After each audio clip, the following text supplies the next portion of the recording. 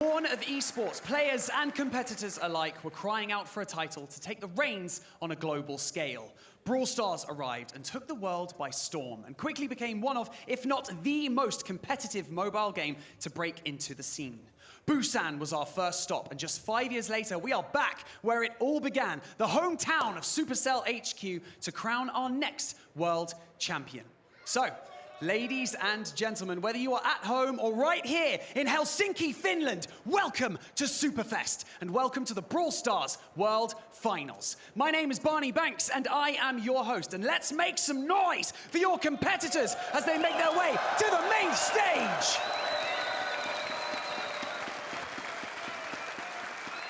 Kicking things off with SK Gaming.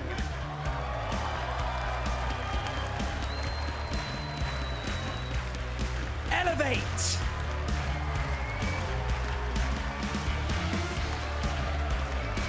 Foot Esports.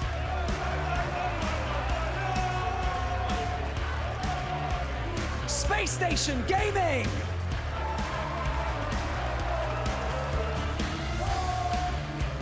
Pioneers.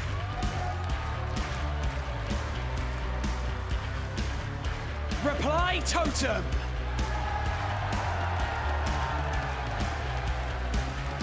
Crazy Raccoon.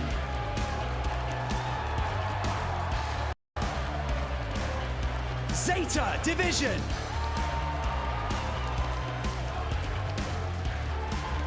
Luminosity.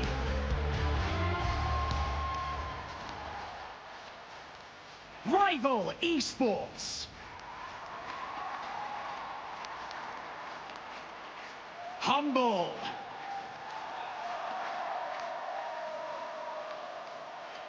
Eternal Fire.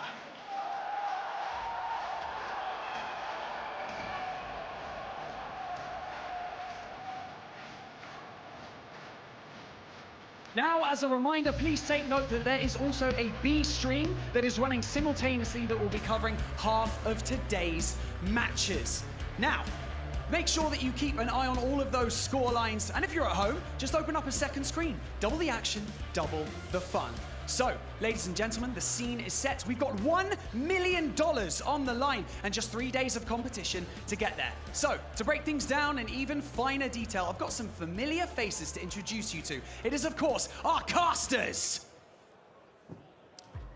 Thank you very much, Barney. Yeah, you've given a pretty good synopsis. I'd like to think we'll fill in the gaps a little bit for you over here at the casters desk. Hello, I'm Mitch Leslie here, joined by Ark, and it is great to be back in the cradle of Brawl Stars. That's right, Helsinki is where it all began, and for many of these teams, and all of them in fact, this is where it ends for 2024. I cannot wait. Just to say first and foremost, the crowd is rowdy. I hope that continues through all the days we have, but what a setting. A fantastic set, isn't it? It really is the best venue we've ever had for Brawl, and I cannot wait to see how the teams kick it off. It's a packed house here for the Brawl Stars World Finals, just as it always has been. Let's dive in though and talk a little bit about how our tournament is supposed to work. We have gathered the 12 best teams from around the world, and they first on day one will play through a group stage. 4 groups of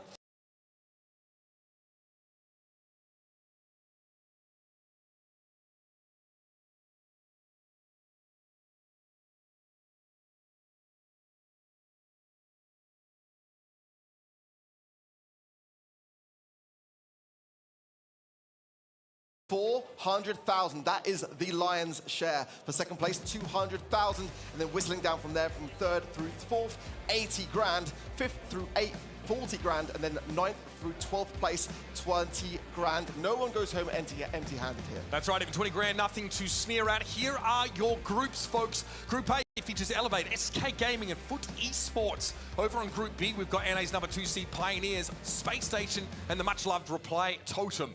Group C is a doozy. Crazy Raccoon, Zeta Division, and Luminosity. We are looking at no less than 6 previous world champions in that group.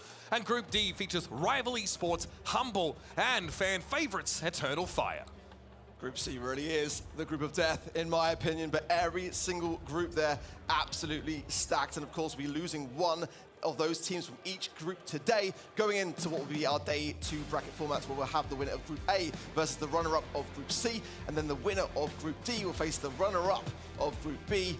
The winner of Group C then will face the runner-up of Group A, and then the winner of Group B will face the runner-up of Group D. In simpler terms, Groups A and C and Groups D and B respectively will play across, with top seeds playing against number 2 seeds. Now, if you're joining us here, hopefully it's over at the event site. Event.brawlstars.com is the place to be to get involved with all the action if you couldn't make it out to Brawlfest itself. You can vote, connect your Supercell account, and give yourself the chance to earn some fantastic in-game goodies, including star drops, pins, and a hypercharge if you make it to the end of that road. So make sure you get your predictions in. We've done so. All of us as casters and broadcast team have put our thoughts forward, and we are pretty united here in our predictions. We all feel like SK Gaming will be over Elevate in that first game.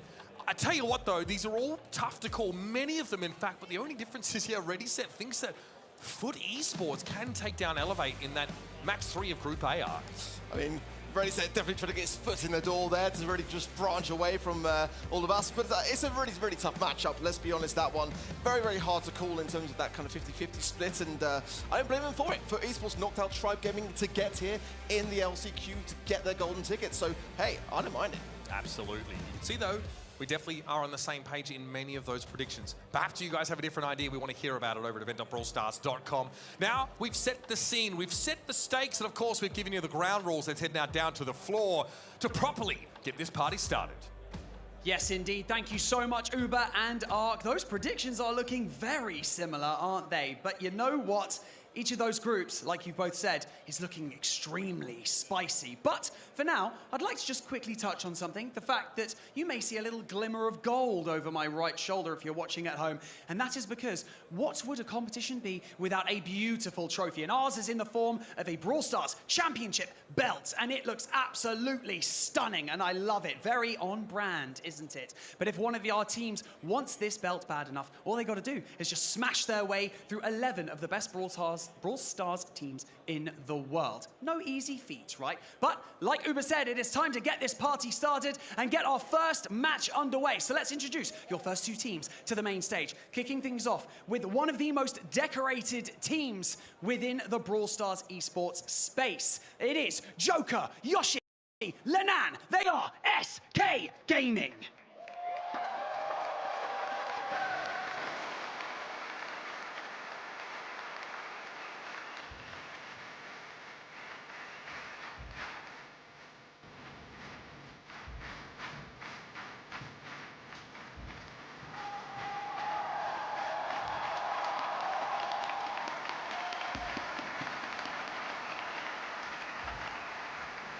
And now their opponents all the way from North America, making their World Finals debut. It's Zeus, RBM, and Luffy. They are Elevate.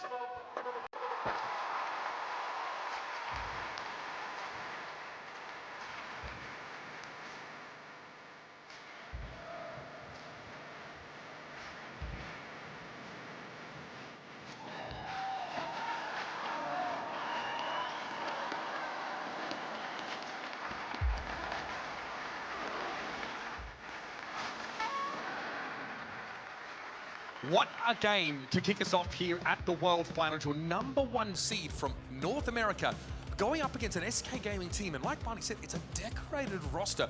Very well known, sometimes infamous, depending on the year. SK Gaming come out of their region as the #3 seed, but this is a star-studded lineup. It really is. I mean, what a way to start the year, finding out that Joker was going to be leaving Reply Totem for this squad. And again, it's the 5th year that SK Gaming have competed in the World Finals, and this man right here is a danger. He really, really is. Joker has had a phenomenal career so far. Of course, very, very good and accomplished on those very aggressive brawlers like that Max pick, and certainly knows how to keep his cool on the world stage. I really feel like, staring into his eyes, it's going to be a tough feat. In the past, Joker, the superstar of that Reply Totem team, but now on SK, seen more of a facilitator. Big voice in the drafts, real strategic mind for the game despite being quite a young age.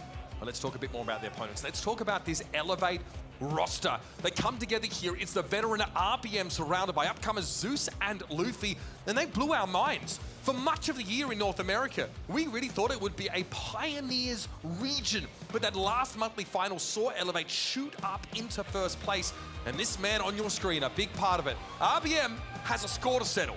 It was Joker that knocked him out of the World Finals in 2022, back when he was on Vatra Gaming. Exactly that. Paris World Finals, of course, did send him home. And you know, RBM does have the most experience on this kind of roster. I mean, Luffy, Killer, and Zeus, it's their first World Finals. I mean, for Zeus, it's his first LAN. Yes. I mean, can you imagine that? I mean, your first event is actually the World Finals. RBM's only played 2. Pressure. We're talking about this very experienced player, but only 2 lands to RBM's name. So the opportunities over in North America sometimes to get that LAN experience can be, you know, just rough. I guess only the World Finals, really, that's the only opportunity you have to get them in.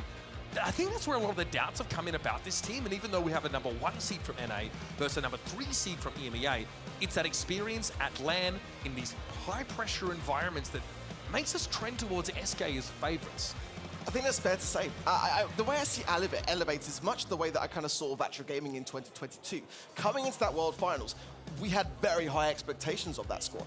And it was a bit of a tough one facing what was at the time the number 2 seed in the EMEA region of Reply Totem. And you know, they could have been a team that could have gone all the way. That's kind of how I see Elevate. They could do exceptionally well in this competition, but it's all well and good, you know, when you're at home with your cup of cocoa and your PJs, playing Brawl and getting to grand finals wins and monthly finals. It's a very different story on this stage with every single person in the audience judging your every move and your opposition staring you in the eye. There was a vote pretty heavily in favor of SK Gaming. That's you folks at home getting behind your teams. If you want to be part of that, remember, event.brawlstars.com. Straight into the drafts here, and immediately we see the Kenji band out. We're going to Bell's Rock, by the way. It is knockout, and so RT will be snapped up awful quick. I really do like the RT pick. It's very versatile, and again, with that little bit of a little rework slightly now, can now go over the sort of lakey areas and water areas. Not going to be a factor on this map, however, but certainly for that late game approach, having that leg form can just bring in a great deal of aggression and DPS damage. You have Sharpshooter. That is extremely dangerous to try and dive as well. RT kind of does it all. Especially when he was first released into the game, we couldn't believe just how versatile he was across sort of all attack ranges of the game. Not a surprise to see the Sprout here. Very important to shut a Sharpshooter like RT or Bell down by blocking off a lane with a hedge. I like the way that things are shaping up for SK Gaming. The Bell is a very safe pick on this map and certainly can encourage that kind of clustering to occur when you're under pressure, and that's where Bell can really kind of thrive. Elevate will have to separate themselves out a little bit more so now that that Brawn's on the field. Sprout first pick is quite a dangerous thing to do. In fact, in draft, normally it's safe for that 3rd Brawler pick, and for that same reason, it's going to give time for a counter, and hence the Mo coming in. I mean, how that Brawler sort of escaped the banning phase is quite amazing to me, honestly. The Kenji was there, but the Mo is still, in my opinion, just slightly better as a Brawler pick, so it would have been an ideal first pick, honestly, for SK. SK did not want to play Sprout into Tick. I think that's why we see that come up in the bans. And the Kit Cheese was something we saw a lot in North America. Late round, like Kit combined with the tank. Eventually, you're forced to play inside the gas, right? Kit can really give you that edge here. Daryl, of course, very, very strong pick here with that rework to his super. He is an absolute menace. He's so hard to peel off you. SK need to have a solid response for this, honestly, because the Sprout is going to be very, very precarious. Once that Daryl wants to roll, that is going to be a prime target, as is the Mo. I think, honestly, SK in a bit of a spot here. They've got to have a very, very solid shutdown for this. Cordelis could be an idea to escape into the realm, but I think that's not even going to necessarily be enough here. I think they might be under a bit of a tough spot to really find something that's going to be able to take care of both a Mo and a Daryl. Rico going to be the pick here for SK Gaming to round out their composition. Now again, when Joker came into this team at the start of the year, he was intended to bring a little bit more of that depth to the drafts, to work with Pedro, coming up with those strategies, and crucially, set up Lena for success. SK Gaming put a lot of resources into making sure the Schweitzer of Lena can get out there and do his job. Well, Joker said in the BSEN interview that he wants to allow Lenan to play to his strengths, to try to adapt to his needs, and there's not really a brawler that I feel does that in this comp, honestly. I mean, the Bell is definitely my favorite brawler in the SK Gaming comp, but I mean, they're going to be depending a lot on this Rico to whittle down the HP because it's a dangerous comp that they're up against. Here we go, folks. Time to kick things off for your Brawl Stars World Finals for 2024. It's Knockout and Bell's Rock where we begin.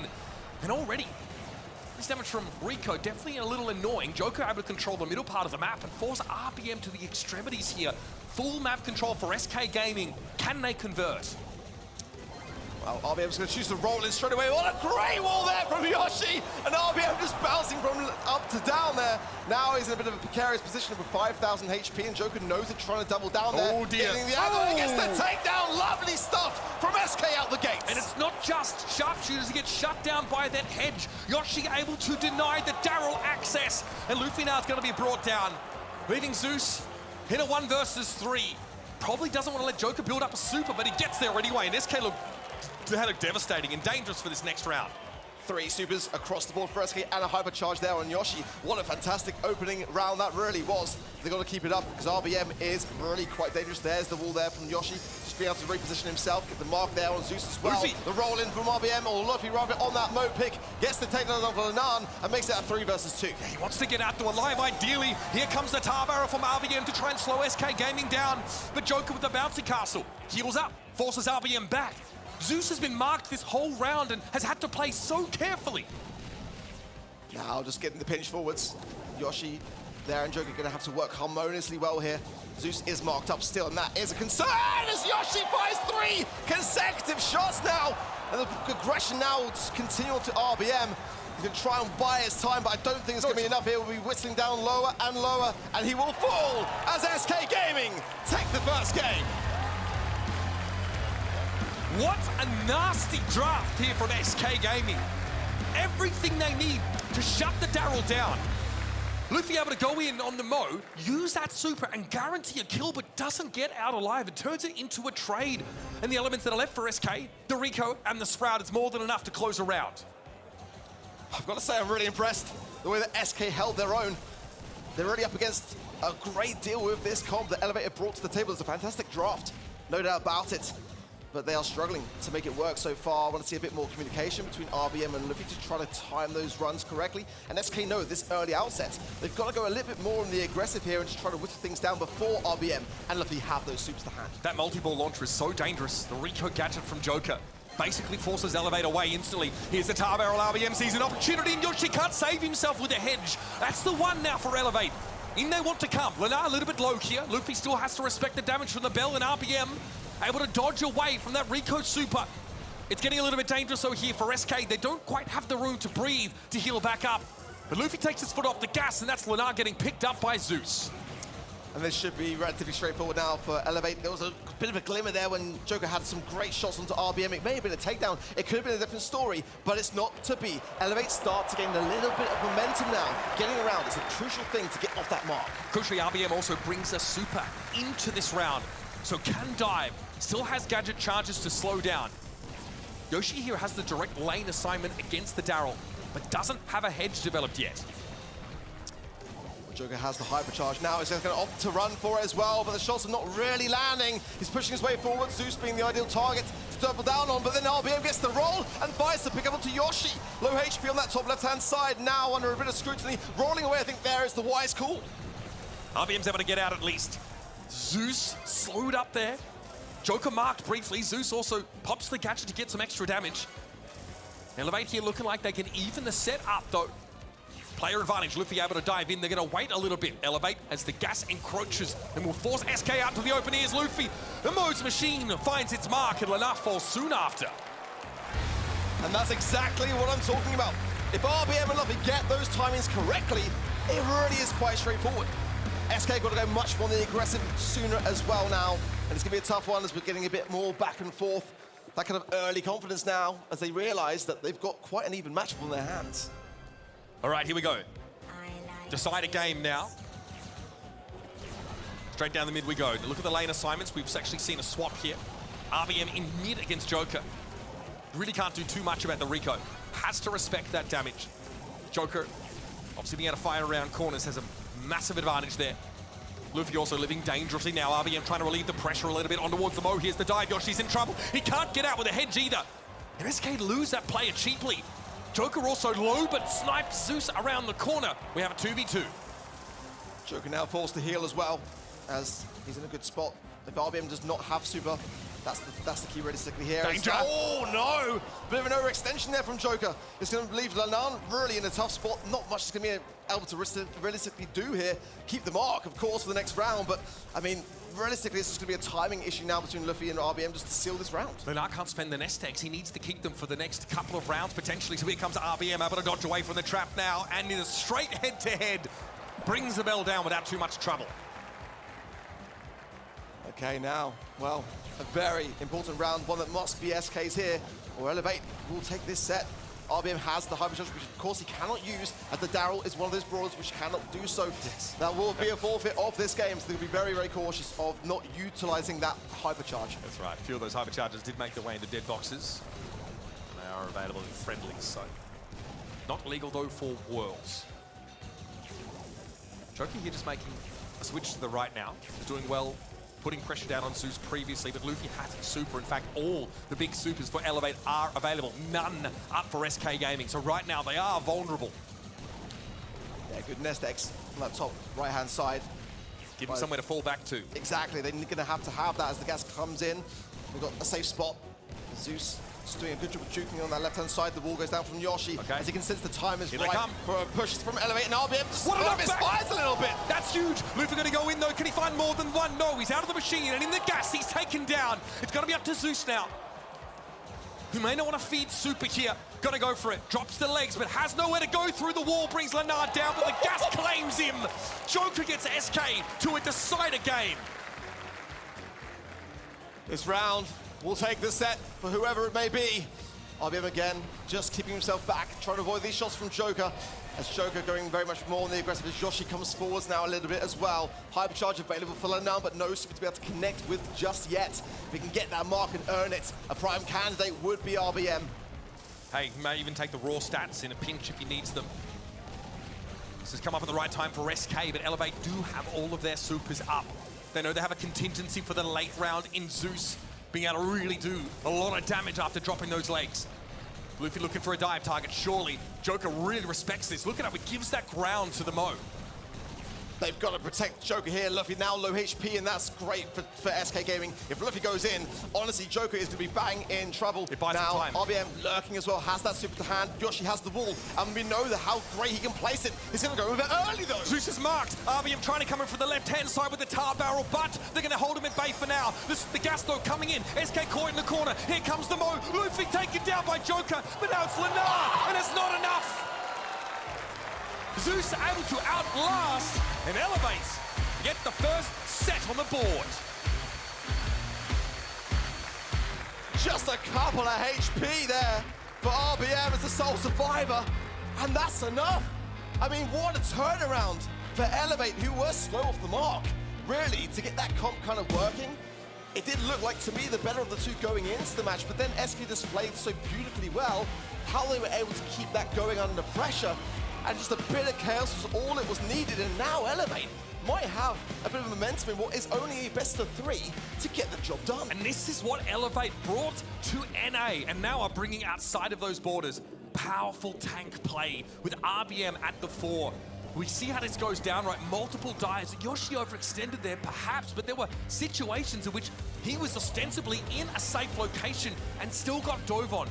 Elevate can do so much to close the gap here, and SK can only do so much to keep them at arm's length. Oh, that was not the starting hand that I was expecting to see, honestly. I thought that SK might have that first set regardless, just simply because they were holding their own. But these moments here, there's a bit of a missed roll there from RBM, no doubt about it. And just this moment here, just kind of chaos, really. But SK was still able to remain control of things. This is the final moment. This is really what might be looked back upon by SK Gaming as the moment where it came crumbling down. Look at that, just 815 HP left. Joker takes one tick of damage to the gas, and that is enough to do him in. If he survives that, SK still have a 3 versus 2, even with the dive coming in from Elevate. Pretty crazy stuff. Joker constantly harassing, constantly keeping RBM low on health. That's why, of course, he boasts such high DPS over the course of that round. But this is what we've seen in NA all year, and it's going to take some masterful drafting to play around some of these powerful tank picks, of which there are many. Do you want to dedicate a ban to some of these dive brawlers? Do you want to let Mo through like that again? I have to wonder if you might need to make a bit of an adjustment here to a team like Elevate. I mean, you know, I wasn't a big fan of the Rico pick as that kind of really solidified, tankier counter, to be honest. But to be fair to Joker, you know, his DPS was the highest of all 6 players. So you've got to hand it to him there, but it was one of those brawlers that's not able to really kind of carry in those final moments, and you know, Elevate knew that. Going into Brawl now as well, this is another great map for tank picks, and we've already seen, like, you know, they are the specialty of RBM. So I think SK Gaming are going to have to tread very, very cautiously here. Certainly be banning out the Mo, which they are now doing. The Clancy as well as the Surge, the Max, the Kenji, and the Nita banned by Elevate. Loving those bans, all very much necessary, and a Gale first pick for Elevate. So powerful. Not only, of course, is this kit just fundamentally very, very good, especially if your opponents are trying to play tanks against you, but you have the Twister, you have a Hypercharge as well that is pretty devastating if you're able to bring that to bear. This is definitely going to dictate SK Gaming's draft. Seeing a Gale pick against them now, they have to think about whether gap close is really going to be a great option for them. With the bans as well, I mean, you really do want to snap up the Gale as a fantastic tank counter. It doesn't really leave too much for SK Gaming as they already banned the Surge out for themselves. Rico first pick yet again, and it was played fantastically well. Otis coming in now a little bit is an interesting pick. I mean, I've seen it played primarily into countering a Kenji, which is banned, so not really too fond of it, to be completely honest. I think maybe if you wanted to have a Shelly break the map open. I mean, if they're expecting tanks, which feels like it might be rife for Elevate, they're blocking in the Gale. It would make sense to kind of follow up with something tanky. I mean, SK going with the Otis, I don't mind it. I think it's kind of slipped on a little bit, but hey. Just want to be clear as well, it is a brawler with a new hypercharge. It's not legal to be used here at Worlds, that one quite yet, so you will see the ring orbiting Otis as if he has super, hyper rather, but won't be able to use it. Okay, so Buster here. Elevate do go with a pretty strong tanky core here, one that is definitely prone to win fights pretty effectively up close. I mean, instant replay, very powerful, right? Being able to draw someone in, hook them in like a mini gene pull, but also just that montage in terms of being able to gain control of the map by bullying your opponents out of it, especially against like longer range brawlers. It's going to be pretty potent. Stu is the final pick there for Elevate. They obviously want to keep the bush and have a bit of uncertainty there, and obviously Joker, if he's running the vision gear, can get some value, but I kind of wonder now with the Buster now showing its face, what the SK might want to break. That's kind of, might be leading, maybe not. I mean, ultimately, it would deflate somewhat of what that Rico pick is designed to kind of achieve here. Deliberating a little bit here, but the aggressiveness remains. Jackie is the idea of SK, and certainly a map that I think is really catered for it, and, you know, being able to really just rush in with a hypercharge and just really kind of draw in all of your opposition into a harmful situation to then have a bit of synergy with the Rico to really just capitalize on all of that damage. I like it. You are also exploiting the fact that Elevate have not drafted any throwers at all here on Brawl Ball. Sometimes you see one or so get mixed in here. Naturally, Gale will be able to keep Jackie back to a degree. But Jackie has her ways of getting up on you. And again, playing by the walls, both Jackie and Rico care very much about the terrain here on this map. And RBM probably going to be aware of that.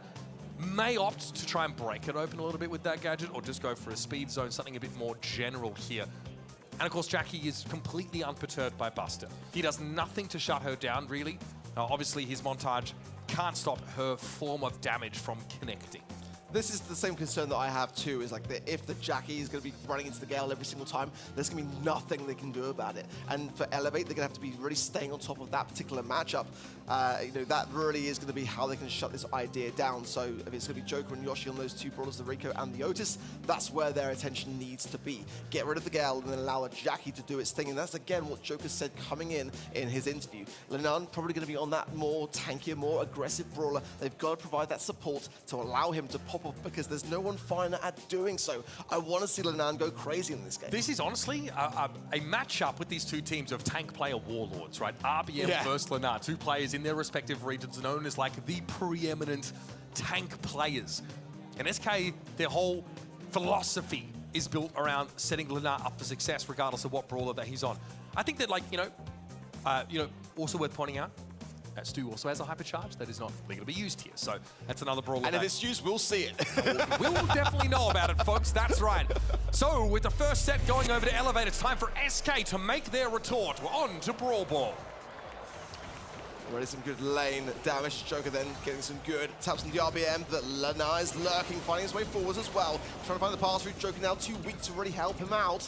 We're going to rethink things through as Zeus there on the right-hand side. A lovely wall break as well. And the bush there is burned down. Going to be quite a key crossover there if the game continues on that right-hand side lane. And not much Rico can do against that montage. Luffy really has the advantage when walking up on that Rico.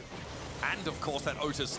Lenahi does, of course, have that counter crutch active, so will return some of the damage that he is dealt. But how do you stop this? Nice mute button being used there, and a great defense from Joker, stopping RBM in his tracks. Perfectly timed mute there, already that was the Hello. has got the hypercharge to use it there. Chaos now is trickling down the DPS there and Elevate, and a nice hit from Lenan with the ball there from Yoshi. So he should be too low here to be able to contest against it, and it's going to trickle over the line. SK Gaming get a goal on the board. That fat splatter from Yoshi was huge. Nothing that Elevate could do to step forward. They were trapped inside their own goal. Zeus could not defend against that Otis gadget. Now Elevate want to come up again, but you've seen what this SK comp can do. क्या scene है भाई, अब chat VAT पढ़ लूँ मैं. अब हो गया भाई, फ्री आ गया. बाकी तुम लोगों को पता हो तो 2 सेट में चल रहा है मैच, सेट ए और सेट बी. तो अपन लोग अभी सेट ए देख रहे हैं. Just going in there with the montage to really keep the pressure on. Good mute. Might trickle down himself now to that mute as well. Joker though, done by the blustery blow. And now Lenar knows to keep that ball in that pocket. Yeah, that's a classic SK Gaming strategy, folks. Pull out the ball. Once you have that lead, Lenahi pressured down somewhat by Zeus. Luffy, of course, will outrange the Jackie. And then they come again, 3 versus 2. Joker with the super available now. They gets pretty dangerous as you get up closer. He's going to pop it. The hyper as well. A lot of shots around the map, but Luffy's able to avoid most of them.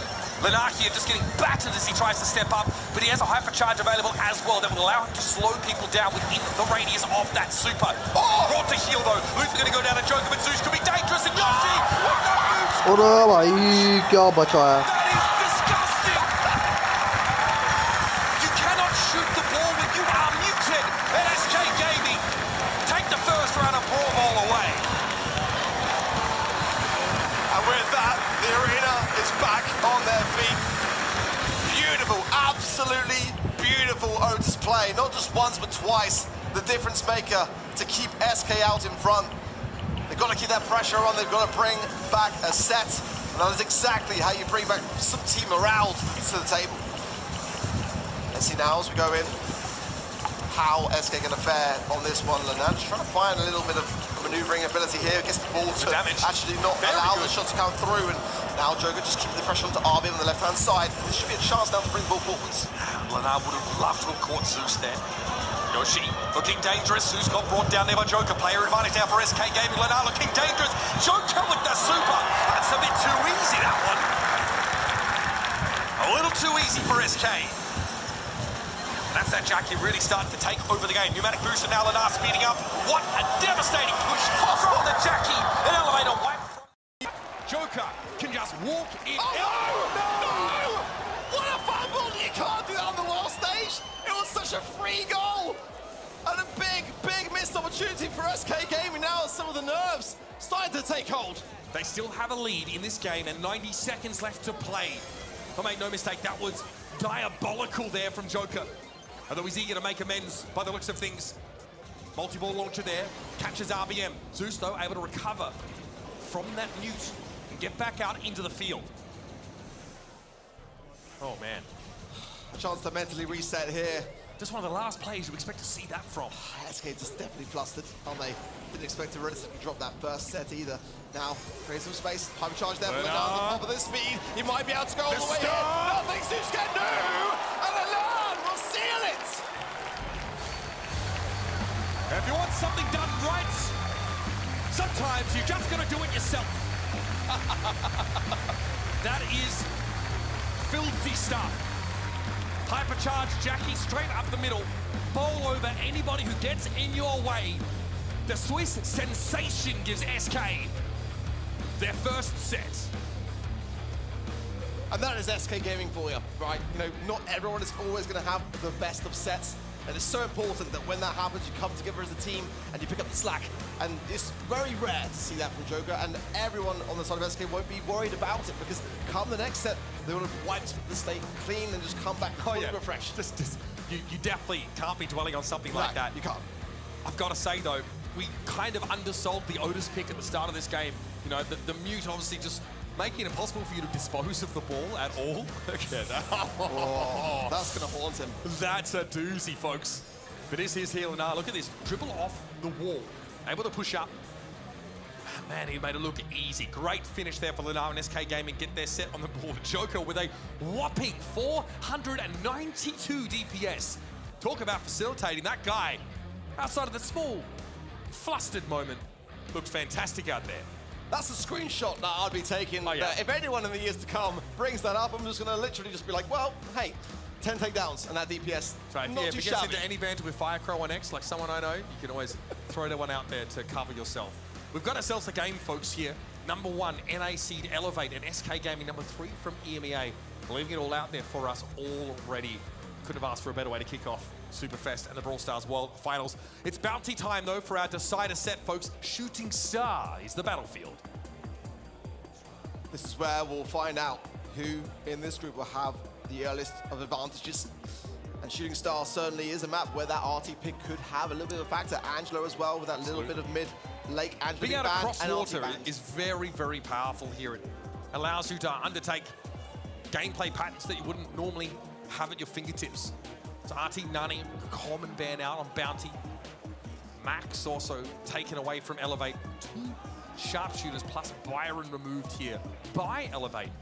And Byron combined with any other tank, but also his ability to turn a fight on his head is pretty scary. It's going to be Piper here for SK Gaming.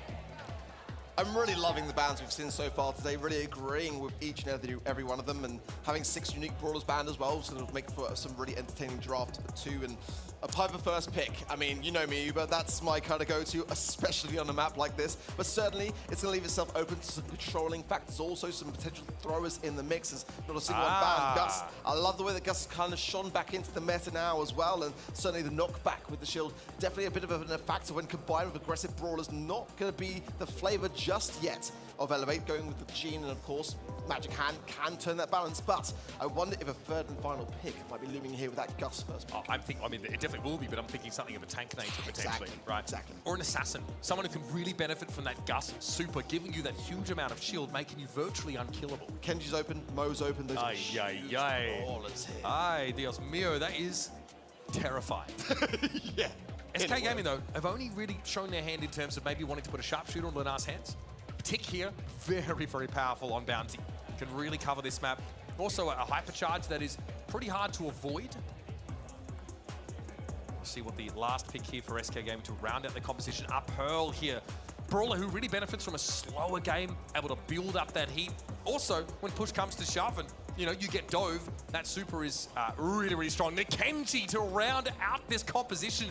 You called it Arc, we both felt like it would be an assassin to round things out here. Not only does Kenji have a star power that lets him shrug off the first hit he takes, a gadget that lets him heal an amount of damage he's taken recently, but he also heals whenever he does damage to an opposing Brawler. It's pretty good. The ability to stay off the map and just remain completely invulnerable to everything as well is ridiculous. We knew it was going to be something along those lines for Elevate. I mean, SK Gaming's answer for it was Pearl. They seem quite confident with that being the ability to sit behind. Sure. But, I mean, the Kench into the tick into the Piper. I mean, I am very concerned for SK Gaming. So much pressure is going to be on Lenun to be able to hold his own here. Luffy, though, goes down early. The long-range game, though, for Elevate doesn't look nearly as good. They do have to get this Kenji within striking distance, which is easier said than done. Joker has a super that lets him avoid. Obviously, Pearl has a super that really makes you look silly for trying to dive her at all. And Tick has last hurrah, at least for that survivability. In comes Luffy, though, does land the slash. That's the gadget use. Luffy going to heal back up now. Poppin opens up the map a little bit more, but the pressure is starting to mount. In comes Luffy. Yoshi drops the tick head. Last hurrah used there. Luffy tanks it because his star power's busted. And now SK Gaming have a 3-star lead. I'm surprised, in all honesty, that SK are holding on as well as they have. It might not last. Luffy going in with a little slice there as well. Low HP now, and there's a hypercharge from Yoshi that will connect and land on the map, forcing then that little bit of area control in the mid. Hypercharge as well available for Joker here, and that needs to land as RBM might try and get that magic hand to connect. He can jump away, he can evade it, but Yoshi can't say the same on that tick. You've got to knock that shield off Luffy when he gets close. He has 12,000 HP with the Gust shield, plus the mitigation of that shield could be even more. 15k effective HP potentially. Luffy's getting closer. He knows he's got to go for it. 30 seconds left in the round here. Lenar has that shield from the heat, and Joker now has nowhere to go. It's going to have to be a popper. Who's going to save the Piper? Joker's in trouble now, and Luffy brings him down. Elevator's still behind by 2 stars, and Lenar is healthy. SK still have that lead. Elevate now, got the blue star and the magic hand available for RBM, but he's got to be together. And there, Luffy is low HP, he'll go down as soon as he lands. 9 stars for SK, there's the magic hand from RBM. Lenar's pulled in, 2 stars. But it doesn't matter. It's going to be Zeus or nothing. He buys some stars. The blue star is still with SK and will remain until the final seconds. It's match point for SK Gaming. And just a little thing, but Yoshi throws some mines down at the location that Kenji left when he went to his super, knowing that Luffy would return to that spot and go down. He was very low as he went for his super. As soon as he appeared again, he was blown up. Oh man, it is a game of inches here, Ark. So much pressure, you can genuinely feel it in the arena. It goes deadly quiet all of a sudden. Luffy low. Very low. We've got no healing from it. 4 stars for him already. We barely started. He's there first, so he's in a bit of trouble now. फंसा लिया भाई. And Joker's able to take an easy elimination on the Gus. Now you've got to make something happen here. But Luffy doesn't have a Gus super to play with. Has some catch and charges, I suppose. It's dicey. But Elevate need to get slicey. Now look at the right left-hand side rather than just way forwards, but not so consistent. And shutting it down upon the gadget will keep Luffy in the mix. And the magic hand. Cat SK will win. Watermelon, welcome to the stream, bro. क्या हाल है? Magic Puffler kept Luffy skating. He did well to return to the side of his gene.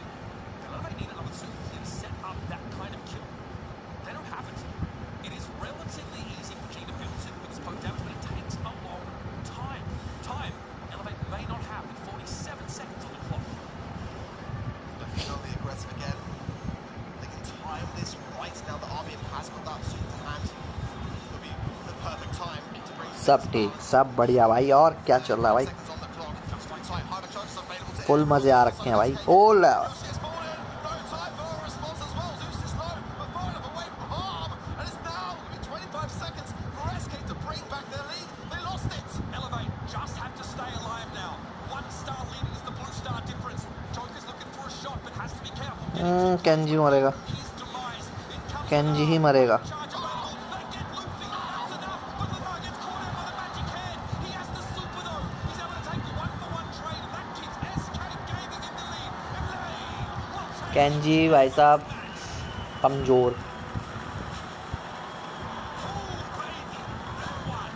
Was close. What a victory for SK Gaming because Elevate started to put the pressure on.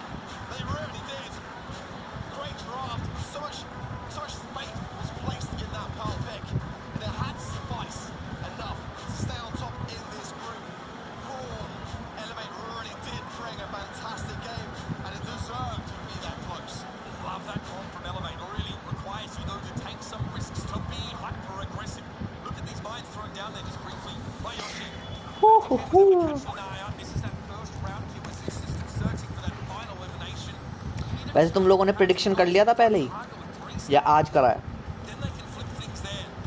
Leonardo, I mean, even though he got hooked in by Gene, he had super up. He says, I don't think you want to do this.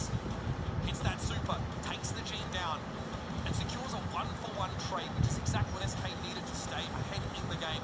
This is their final fight. Nice hook onto the tick here. You see them trying to back away. Elevator ahead at this point. This is where it all falls apart for them. And now we're crazy. I mean, you don't आज. really pulling him in. No अच्छा. starters, but nonetheless, I mean, you've got to get those goods and give your team something to run back with. Joker. You can see again. MVP Joker ही रहेगा भाई. He was playing fantastic. MVP का आएगा ना अगर option तो भाई joker ही रहेगा MVP. Just keeping things pretty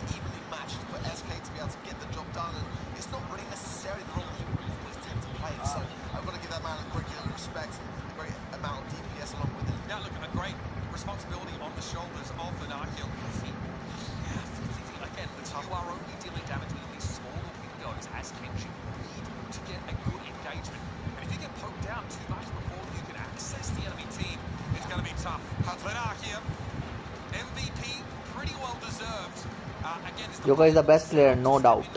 हाँ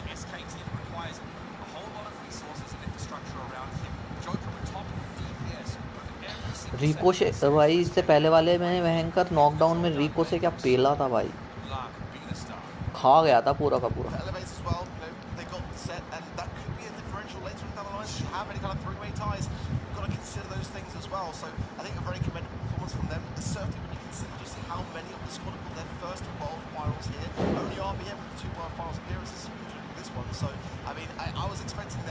बाकी इसने अभी तक स्ट्रीम लाइक नहीं करी है, लाइक कर दो, चैनल पे नया सब्सक्राइब मार दो भाई। Fire light welcome to the stream. SK को भी जीतना था सट्टा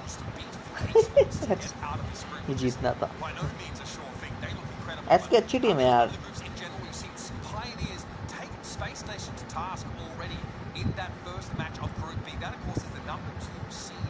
ग्रुप बी में भी भाई साहब इनका तो भाई पता ही नहीं चला था। केसीपी का भाई, केसीपी बढ़िया खेली पर भयंकर लगा नहीं था।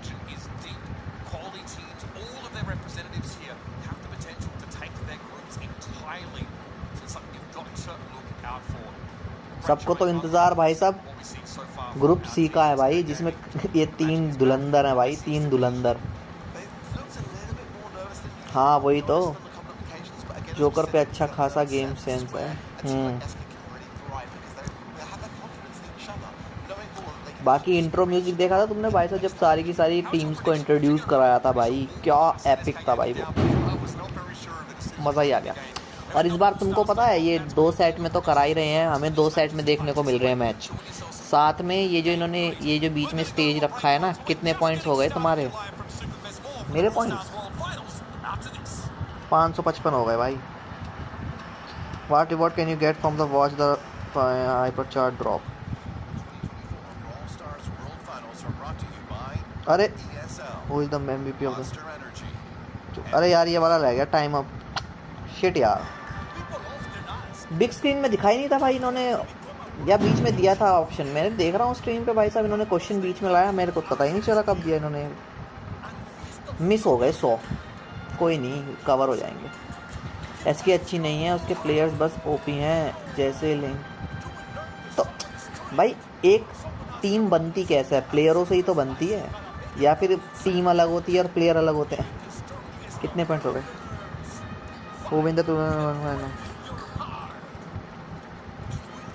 भाई ये 9% STM को किसने दिया है भाई?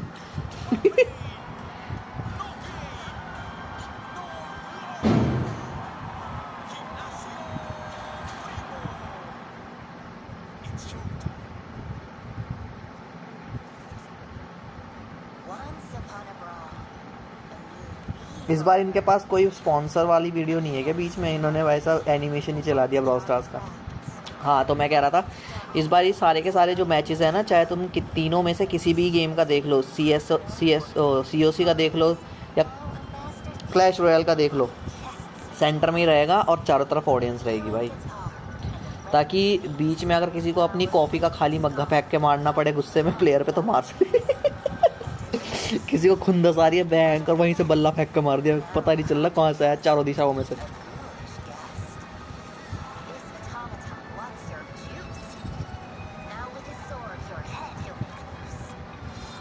थोड़ी देर म्यूट करो इसको, ये फालतू गिरी है।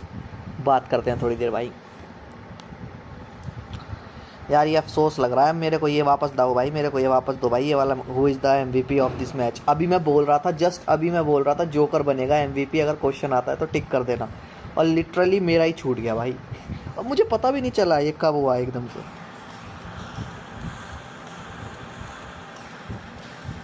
सुपर फास्ट कॉइन पैक, अजी हाँ ये ऐड भी आएंगे क्या भाई अब?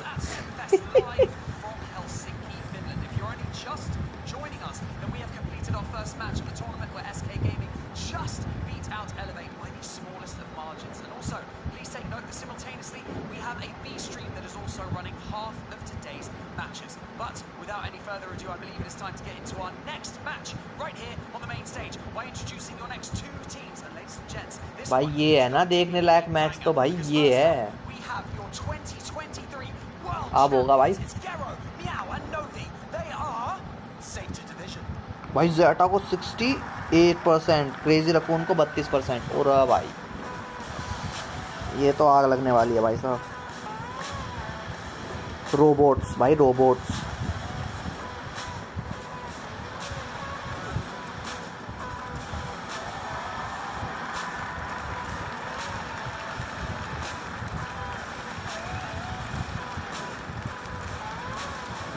And their opponents, the best team in the APAC region and arguably the world. But let's see if that's true. It's Tentai, Shitampo, and Moya. They are Crazy Raccoon.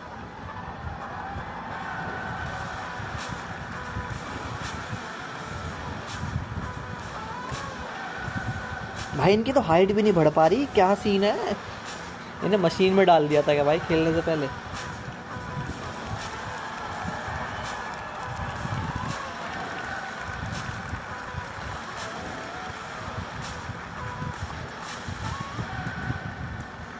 Down on the stream, the second one soon to begin. Welcome to Desk and Trav. How was that one from the sidelines? What a banger to start of the day. I genuinely don't think we could have asked for a better game to start the World Finals of 2024. So much exciting action. Wow, we're going to move on to our next match, of course. Zeta versus the CR. And for Zeta, these are the world champions. Do they need an introduction? आज के दिन जो group है वो ज़्यादा है ना, तो इस वजह से इन्होंने भाई साहब 2 सेट में दिया है। बट यार ये थोड़ा सा लंबा खींच देते, बट एक जगह ही दे देते, पता है, जब और ज़्यादा मज़ा आता। Crazy raccoon versus zeta is a good battle भाई, बहुत खतरनाक बैटल होने वाली। फेवरेट ब्रॉलर फ्रैंक है। फेवरेट फूड नहीं बताया इसमें क्या है। पेट्रोल भाई, पेट्रोल पीता है भाई। हार्ड उनके लिए, मज़ा अपने लिए भाई। अपने को तो देखने में मज़ा आएगा बहन कर matches. amount of pressure on this very team to keep that crown on their heads. Apparently world champions don't eat food. He doesn't even know what food he likes. 50-50 का चांस है इसमें, तो मेरे को 68% और 32% लग रहा है। बट चांस 50-50 है। दोनों ही भाई साहब सतरंगी टीमें हैं। आपके पास 65 कैसे हैं? Meena Agarwal, welcome to the screen. 655 मेरे पास हैं। 655 मेरे को मिले हैं। 655 मेरे साथ देखते रहो, खेलते रहो, तुमको भी मिल जाएंगे 655। मेरे पास 280 हैं।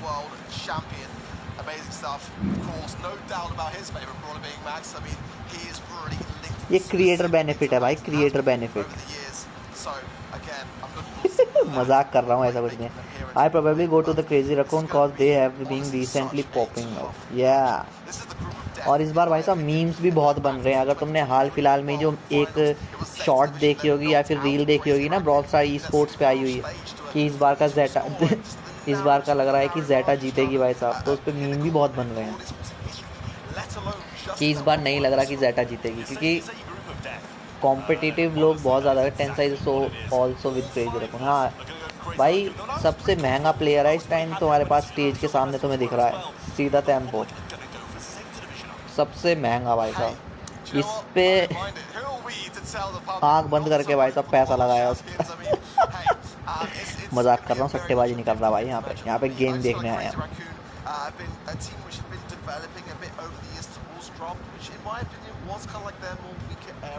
मगर बंदे ने बाल उतने ही रख रखे हैं। I think that many would say the same, but I think for me the weakest area has been their draft, and that's an area where Zeta division। वैसे आवाज़ सारी क्लियर आ रही है, मतलब स्ट्रीम की और मेरी आवाज़ क्लियर है या फिर ऊपर नीचे हो रही है, कहीं समझ नहीं आ रहा कुछ? मेरे को बता देना अगर बीच में तुम्हें कुछ समझ नहीं आ रहा या फिर कुछ हो रहा है, तो मैं फिर एडजस्ट कर लूँगा। ज़ेटा है 68 चांसेस ऑफ विनिंग। हाँ भाई, वो वोट्स हैं यार। 68% लोगों को लगता है कि भाई ज़ेटा जीतेगी, बिकॉज 2 साल से ज़ेटा ही आती जा रही है भाई।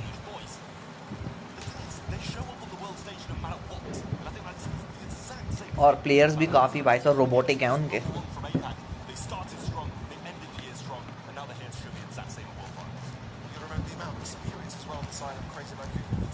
I think they have minimum 45% and maximum 50%. 55%. Think so.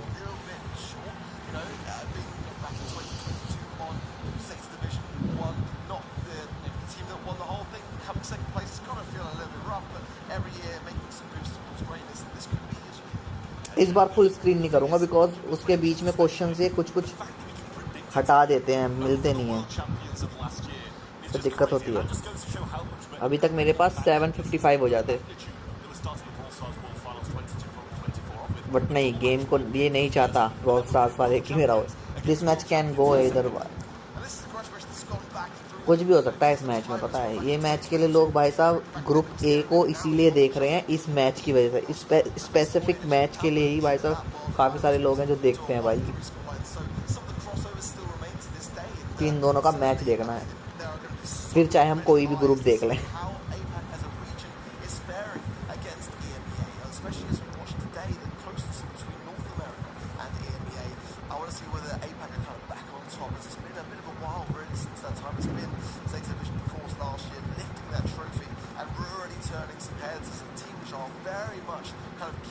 To themselves and just playing things out through their thumbs and making their experience count in the games. They're very similar teams in that regard. They're not going to be too much in each other's faces. Yeah, both teams exude so much confidence, but they do it in different ways. We've seen Crazy Raccoon 2 टेंसाई जिसमें भी team में है वो ही. टेंसाई तो अपना उसमें है ना, क्रेजी रकून में, सीआर में है.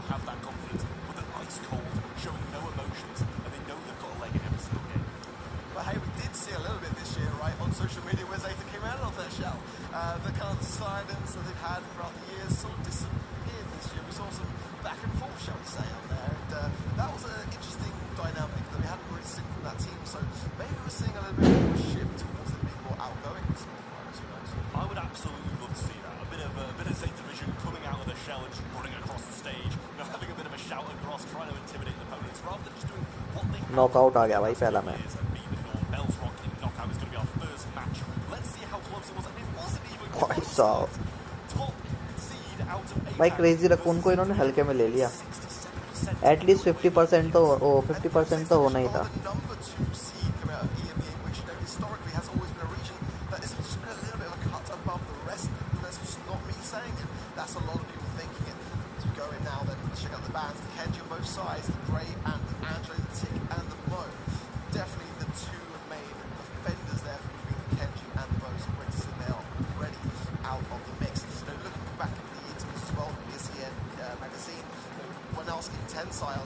How he thought about those two brawlers on a scale of 1 to 10.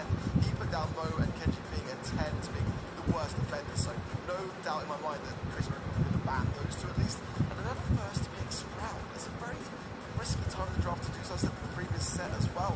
What are your thoughts?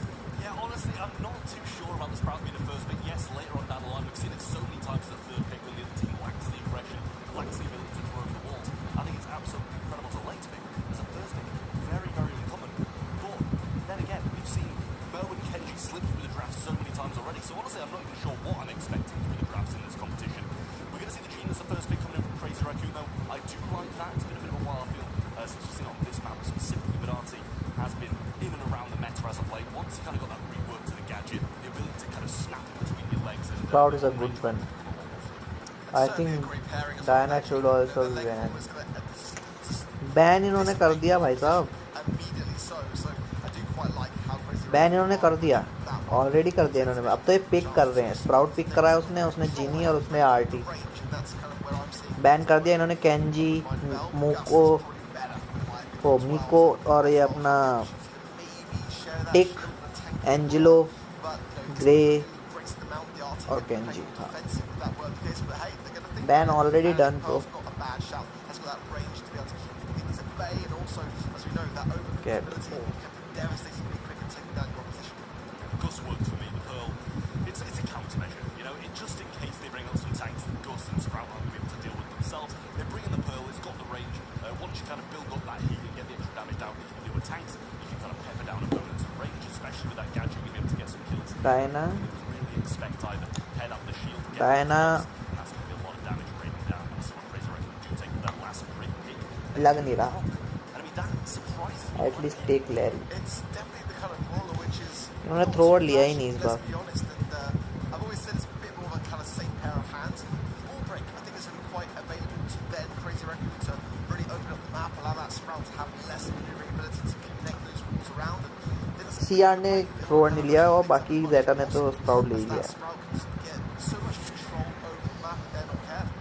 And don't forget to support your team by just clicking on this pin left in left corner.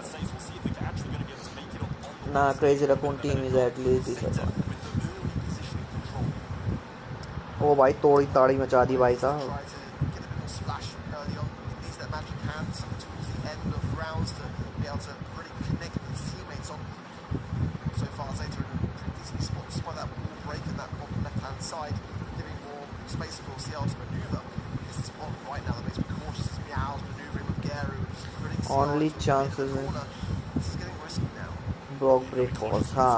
As well, but Meow's managed to get himself a wall, and that's going to be a big help in this late game when we start to see it close down. The wall's been broken in mid by Tensai. You just take a few shots to the face on the left-hand side though, but thanks to those Oh, magic spots, फंसा लिया भाई. block Shitambo out, and that means he's going to have to go into the gas. We see Moya get taken down. Tensai's going to फंसा लिया भाई, फंसा लिया Sprout. be there shortly after 3-0 for Zeta Division. And what a start for them. Really clean, really methodical, despite some great taps from Shitambo there as well. The Hacks Gadget combo just was not enough. Great start for Zeta Division now. Roy has got the magic hand. Shitambo has got the leg for also. Tensai with the rocket brain. And now it's starting to be Crazy Raccoon that are getting a bit more of that mid control, forcing back Zeta Division. Hyper charge now, available for Meow 2. But there हाँ पकड़ लिया. Main item को पकड़ लिया भाई. versus 2 now. It's the exact dance we needed from Crazy Raccoon, and they do just that. Shitambo has the legs as well, and against the late game, he's going to be a big, big help in these closing seconds. Coil on the left-hand side going to be doing more of the same on the opposition side. They've still got a shield. It's got a question of whether or not they're going to use it. Big hits coming in from Tensai, managed to make a connection with both of them, and it looks like they're looking for the gas as their answer, but Shitambo will deny that, and now he will roll it shortly after. So we see Crazy Raccoon even the score in round 2. This round then for the first game. Great deal of utility there for Zeta Division. Hypercharge still there with Meow and supers for both Gary there and Naui, so let's see how they choose to use them. अब ये super नहीं देना चाहते उसको, जीनी को. Probably trying to work his way around with a good healthy ball there from Meow, forcing back Zeta, forcing back CR rather into that bottom left-hand side as it was in that first round. A devastating spot, they won't forget that at all. Continuing to push their way forward just a little bit. CR now know they've got to push back and are doing so, getting a bit more leg in that mid. Yeah, they're starting to get some real ground back up, but in that instance, Meow's going to throw down a wall and try and get control of this right-hand side once more. Here comes the hyperdrive from Tensai, and everybody springs into action with the side of Crazy Raccoon. ओ ले गया Sprout. अरे बाबा health देखो Sprout की भाई. Now Zeta start to rejoin him, and then अरे missed the shield was ये miss नहीं होना था यार. जीनी का सुपर मिस नहीं होना था. was missed regardless. Now he, over the right side, is marked up, has to be a bit cautious about how he plays this out. But now the hypercharge comes from Moya, extra speed, and there's the Vengeful Spirits as well. Round the right side, and now he gets a dirty hit with the super. Moya goes down, Tensai all alone, can he get it done? Gets one, but the gas doesn't hit in time. And Zeta Division take game 1. There was nowhere to go but up and straight into a Sprout shot. A very close affair. CR just coming to stand a little bit short there. Going into this next one, gonna have to just rethink slightly. So close. But Zeta kept the ice in their veins. Claim the first game now. Makes you see a little bit more of an adaptation. More confidence being displayed here from Crazy Raccoon as they're getting pushed around just a little bit too much for me. Could have gone either way, though, let's be honest. I mean, Meow just played so cautiously towards the end there, did ever stay on the gas, but in the end, outlasted his opponent with a nice hit. Another one of those rocket fuel goes down. Actually tries to use it to get a kill rather than breaking down some of these Sprout walls. That's not the route I would have gone, but now chooses to pivot and go for that wall break on the bottom side where Meow is lingering. ओ भाई OP. There from Tensai. That is exactly the bit of a breath of relief that they can now grasp. Launch, cover this low, but the pickup is there from Moya. Lovely stuff. 3 versus 1 is not something that CR are going to take lightly. They'll be able to just keep things together, get the job done, and get that round on the board. See, bringing in confidence in there from Zeta Division as well. Went so impressive, got picked off one by one by the side of Crazy Raccoon. So managed to revert to the default settings and just play this one a bit more passively and allow the Sprout to do the work in the late game and mid game. Kind of allowing them to just have this patience and stuff. But Moya is certainly... कहाँ गया भाई साहब gas गया. Gus. Finding of Geru, making it 3 versus 2, exactly what Crazy Raccoon wants to have going into this one. That first round in the bag. जीत सकते हैं भाई. तीनों पे सुपर है.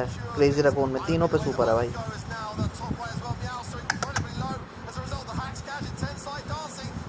तो OP भाई.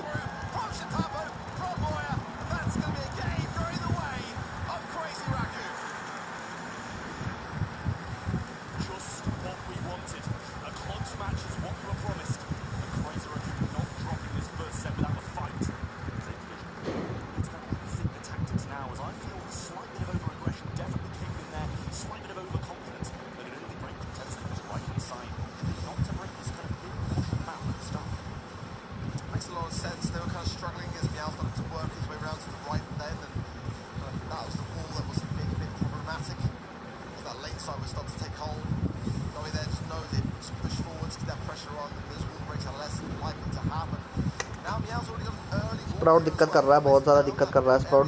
दोनों को भाई साहब, दोनों को बैक कर रहा है भाई, दोनों को आने नहीं दे रहा स्प्राउट।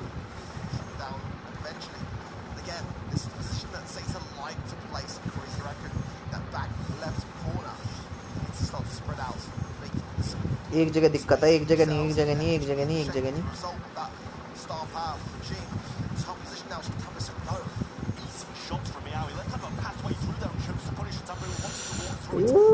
टेंस ही गया, टेंस बच गया।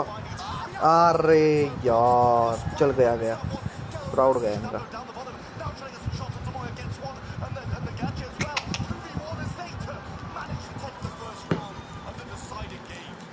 स्प्राउट बहुत अच्छा बैकअप दे रहा है भाई, फुल पीछे धकेलता जा रहा है भाई।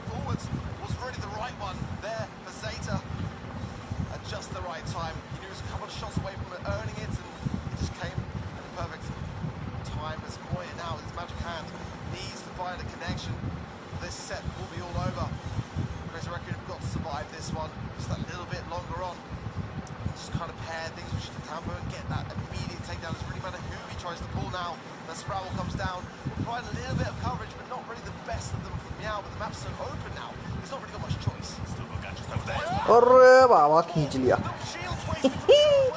मेन बंदे को खींच लिया भाई।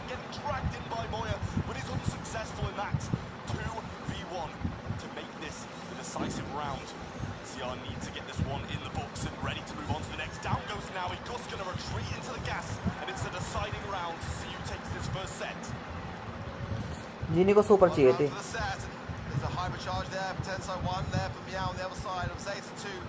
Sprout Wall's going to be a big one to start things off. Keep the pressure on the side of Zeta. Tampa not really using much of the leg form. Look at these two hypercharges now from Crazy Raccoon. Both Tensei and Moya staring down the barrel of Zeta. Getting a much better position as a result of it. This hypercharge in the Gene though, we've seen it not pay off, especially with Repel on the other end of the field. So that placement is going to be perfect. But already getting a good foothold in this mid on the side of Crazy Raccoon. Data Division is so scared regardless of having 3 supers because a Gene pull with hypercharge and a Brawl with hypercharge could be a अगर sprout कोने में चला गया फिर तो खत्म है, फिर तो खींच ही लेगा जीनी आराम से।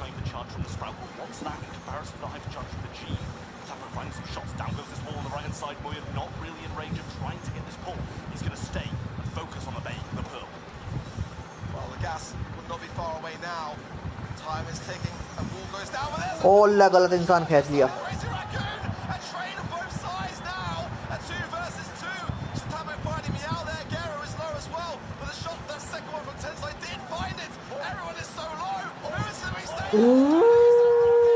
भाई टेंसाई ओपी भाई, भाई साहब टेंसाई भयंकर। स्टार पावर ने बचा लिया भाई साहब ब्रॉक के।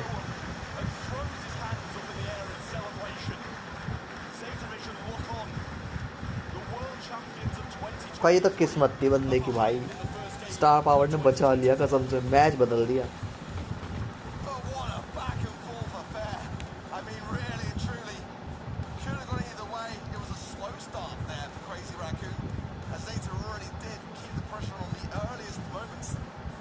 क्लच कर दिया भाई, केड़ा क्लच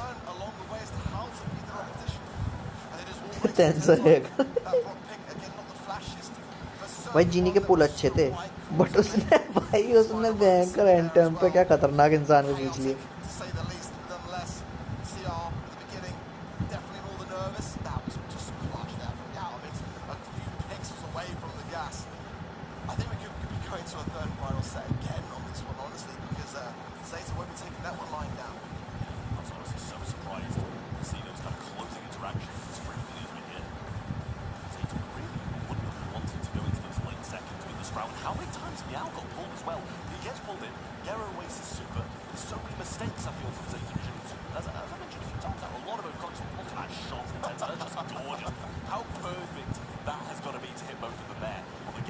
टेंसाई का है भाई साहब, 8 किल भयंकर। केडी देखो भाई की भाई साहब।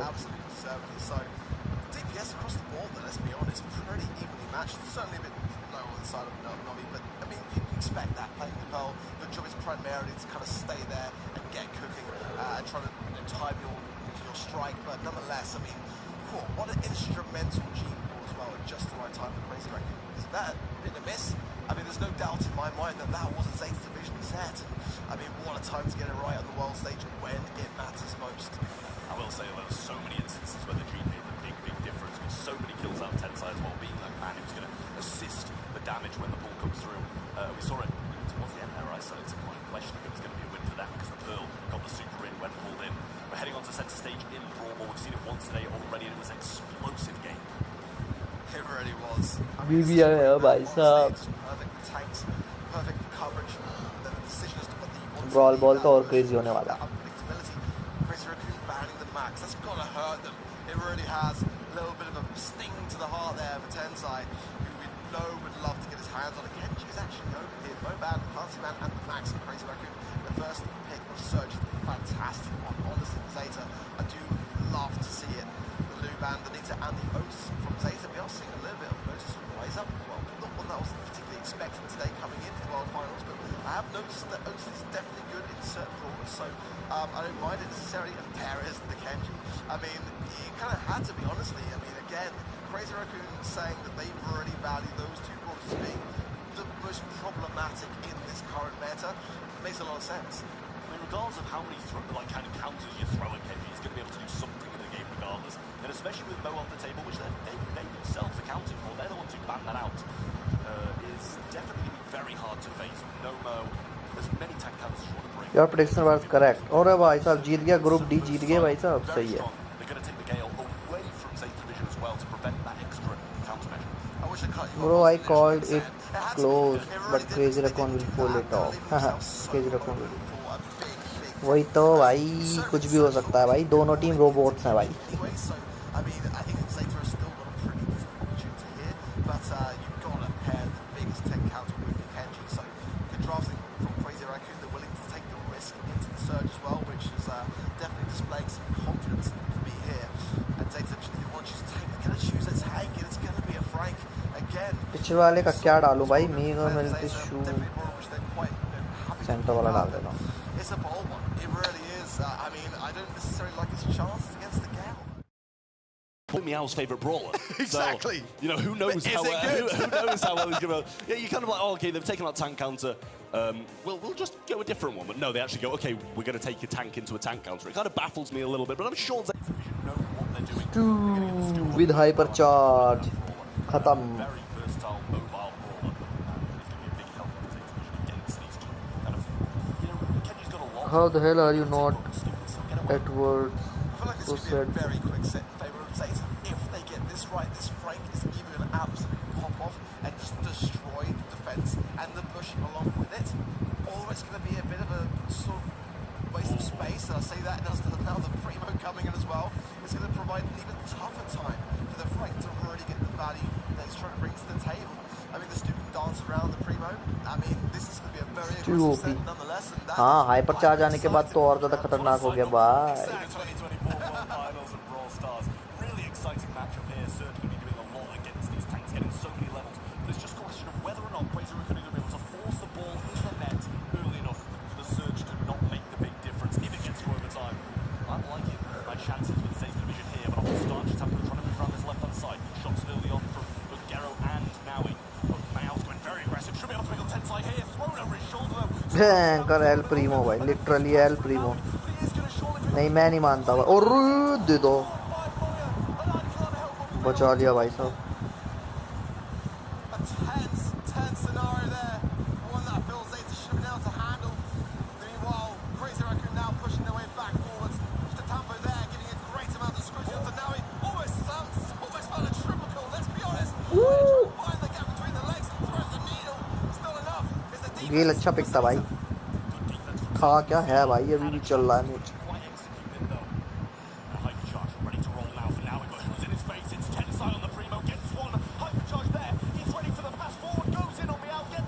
गोल है भाई.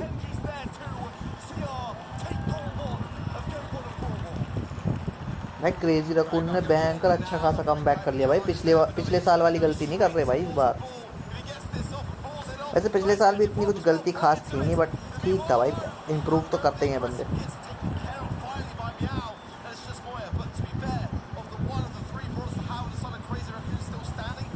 ओपी भाई गेल भयंकर on the left-hand side, throws them straight into the hands of Tensai, who got a bit of supercharge along the way from it as well. Going to be able to beat Naui in open combat. Get wasted. Super waste कर दी भाई. Surely a 1-2 and a goal will be out. Oh no, no, missed it. But they still match खत्म भाई, match खत्म. going to match point.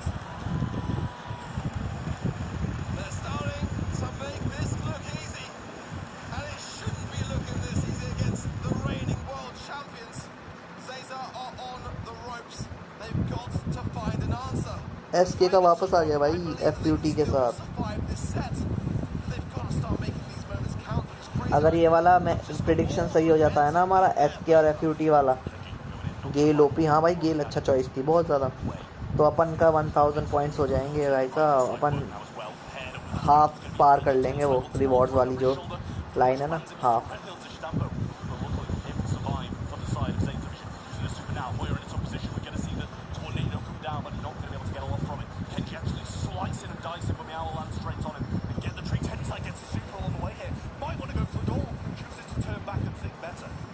Garrus is going to tickle him. Let's be honest, you've got to have Novi there in full force. Jumping in now then is Tensai cycling beautifully and staying alive most importantly. भाई Primo खा गया पूरे के पूरे Frank को.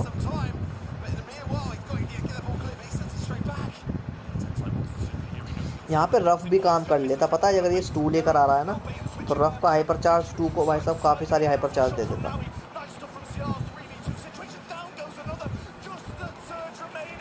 ख़त्म ही कर दिया भाई. Matter close.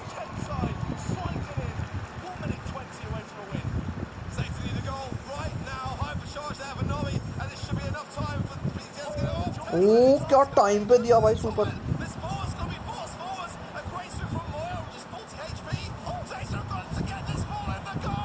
गोल यार.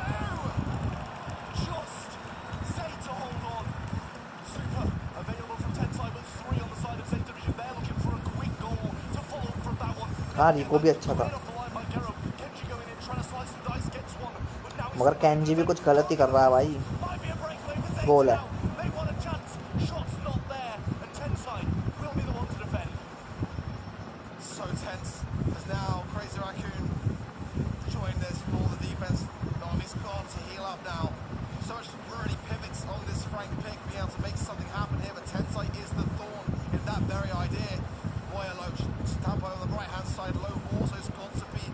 स्टन कर दिया.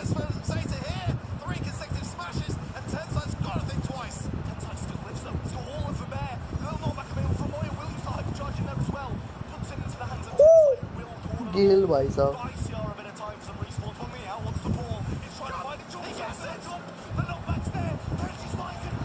गोल है.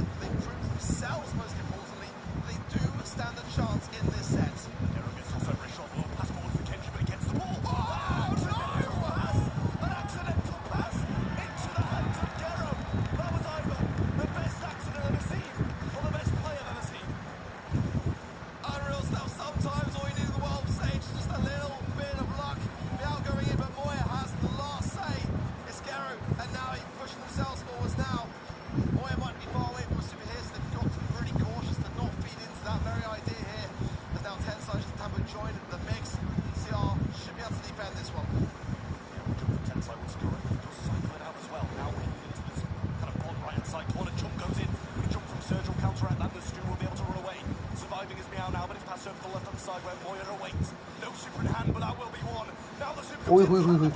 Ui hui hui. Ui hui hui.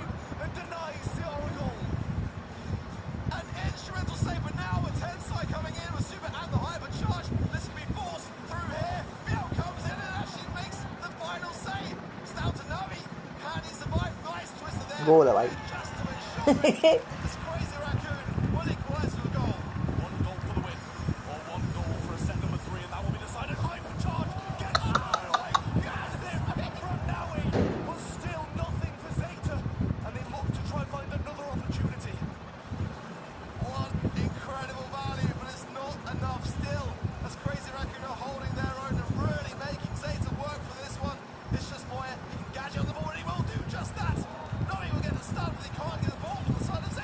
OP. Now can break up all these walls with a single play. But yet to be able to get it. There it is. There's the super. Can they save it?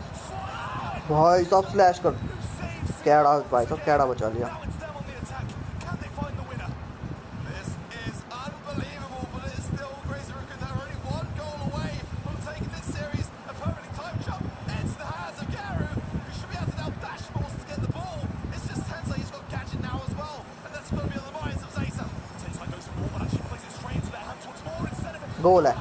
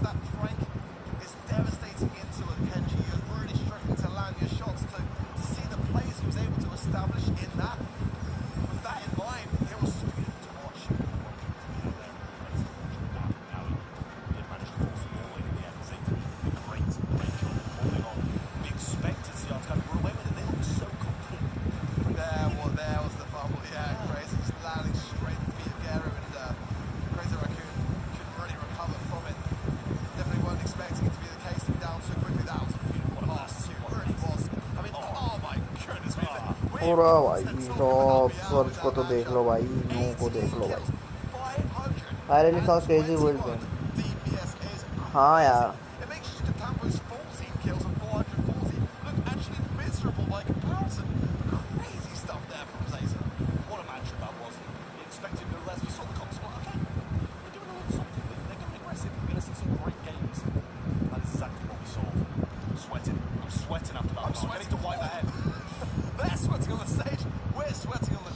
बस भाई इन दोनों team के match में तो लगता है भाई कि थर्ड सेट पे ये पहुंचेंगे क्योंकि भाई इतनी जल्दी मैच खत्म नहीं होता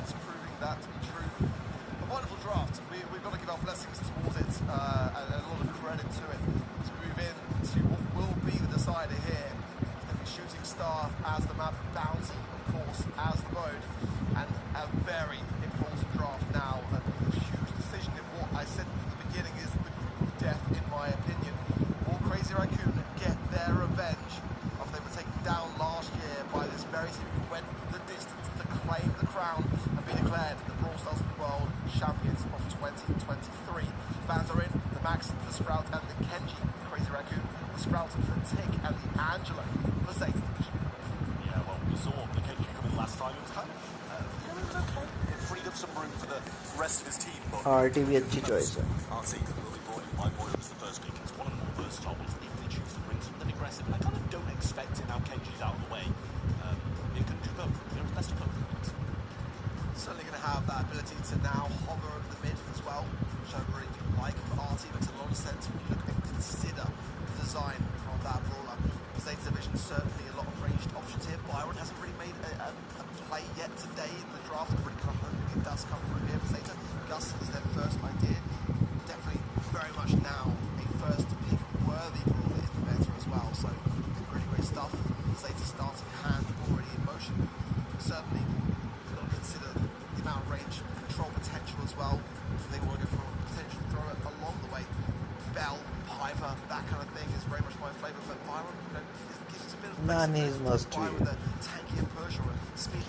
नानी हो सकती है ये लोग पाइपर तो बैन नहीं करेंगे ना पाइपर भी ले सकते हैं हाँ नानी ले ली भाई पाइपर भी ले सकते हैं ये भाई सब बैले भी ले सकते हैं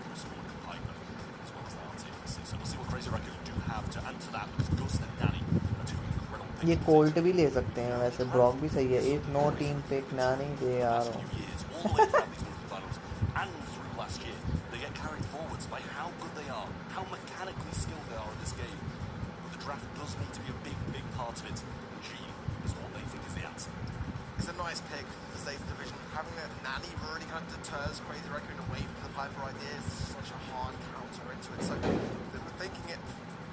now going to reconsider themselves. Machine then coming through, just allowing more healing off the back things. Being able to make that power play with Magic Hand, of course, can be a huge turning point. यही match decide करेगा भाई साहब. वैसे decide तो गलत है. जीनी भी अच्छी है. हाँ. Grey. First time seeing today, I really quite like it. The ability to really go in at that moment of weakness on your opposition's side with the TP, get you good, get back out again as well. You're playing it, and the technique of Crazy Raku really does lend itself perfectly to a brawler of that very nature. I mean, we could be in for a real treat. This is great plays coming through. This next division, they might be opting potentially for a Pearl Beast, that kind of combination with Gus come in. Penny.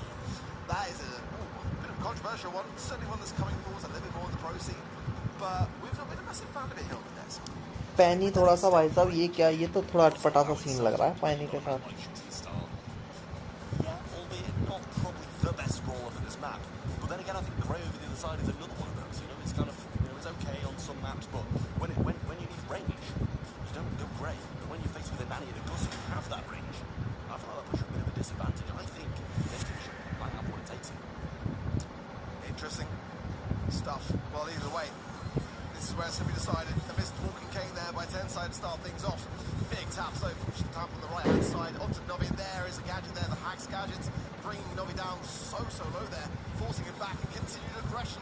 Tampo's not done yet, but Novi still stays standing. Another Hacks gadget, 108 HP. They just can't kill him. Yeah, relying on Moya to come in and get a shot in, but it never arrived. Very difficult for him there, and only one return to say what he was doing for his now. Getting marked up, you're not going to be able to find a second shot now. That goes down. I'm not sure Sijambo can really push that through the map, but a lot of damage rolling on in. Meow so low, and that mortar shot is going to be missed. Pull the needle on the water there. Don't want to overextend for it, and they do remain in a bit of a deficit of stars. The blue star is deciding so far. The Zeta are in their spawn, not from the best position. Yeah, I don't mind that pull. I think it opens up the map a great deal. The peak does find a connection down to the bottom left. Tambo as well, just continuing that aggression.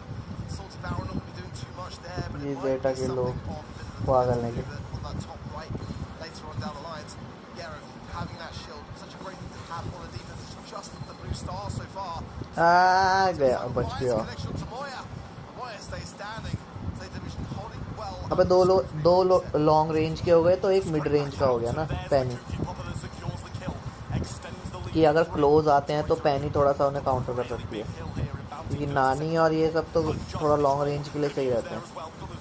ओहो ओहो हो हो हो ओहो grey गया भाई.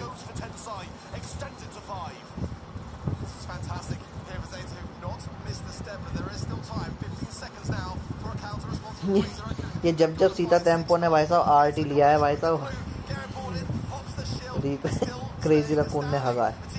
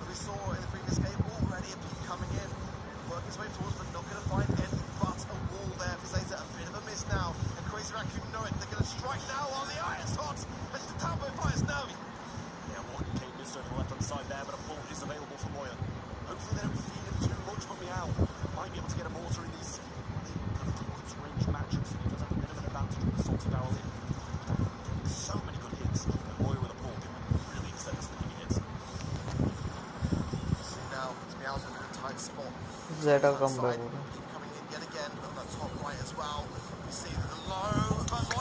Miss कर दी. He could have secured that kill if he'd been able to land it. Meanwhile, Chris Racken still have the lead, but definitely a miss onto Gary. Moy should have done better. So we had quite a lot of free roam ability there. Nobody was really pitched them. A couple more tiles forward, and the ball would have just hit with a quick click of the auto aim. Some good shots coming in. Might be able to cycle around quite quickly. Gero falls low and has to retreat. Now the mortar is available. हाँ लगा दी motor. Came straight through the wall, and that's a great OP play. भाई gadget से full ban Do का what you counter want, कर दिया the उसने। magic hand if you've got it to your advantage. Now Tensei has no more gadgets. Hypercharge coming in now. This is a huge peak. Potential connection. Finds Moira there. Azeta continues to keep the pressure on now. Closing in. They are looking for their star. Tensei has the TP, but where will he go? That's the question. Shield hands over from Gera there to Mal. टेंसाई को ले गए। Tensei's low and falls as well. Zeta have got the lead now on the retreat. The pull there from Moira. OP भाई। That's the tapo there for support. There's still time. Will Zeta find the pickup? Hypercharge for CR. The tapo is low for surviving on. The pick comes in. Crazy Raccoon survive. भाई साहब survive कर गए। Point up next. A CR narrowly survive in the bottom left-hand corner. Beaten down, but don't fall. Standing strong, heading on into this last game. Who will win it, and who will take this first game in the group? Unreal, honestly. I mean, for the second match on the A stream to go the distance. I love it. A miss from Kane though from Tensei. I'm not loving that as much. Already Zeta getting themselves stuck into this mid, getting that blue star again for the third time running. And now running back to their spawn marked up there. There's Novi there from that RT connection. You can see Moya getting that magic hand, connecting most importantly. No more time for misses now. This is the final game of this series. Whoever wins it will take this in their set, get that early advantage in Group C. Both Tensei now really want their supers, but aren't willing to overextend and take a risk to get them. Chapo finding some great shots, wonderful pitch over, but Tensei can't hit his shots. And the same for Meow. The ability on this left-hand side to juke is just so on the walking cakes there. The salty barrel wasn't required to tank as he survives and lives to fight another day regardless. So much pressure. 1 minute remaining on the clock. Another peep coming in there. But Novi's slow as well. So be working his way around, gathering more damage. Tensei's knocked back into the arms there of Meow and just about survives. Good, solid connection. But Tensei kept his cool and did not TP away. Novi there so low, the shield is keeping him alive from that gust. And a perfect TP there from Tensei. Couldn't get the follow-up. But one takedown is all that CR need to gain the lead. Tensei being the Cleveland crew makes this a one-star win. For Chris, huge! What a pull! And I think the gut shield was missed in there as well. Huge waste and a big star loss for Zeta Division. 25 seconds for Zeta to claim back a ton of stars.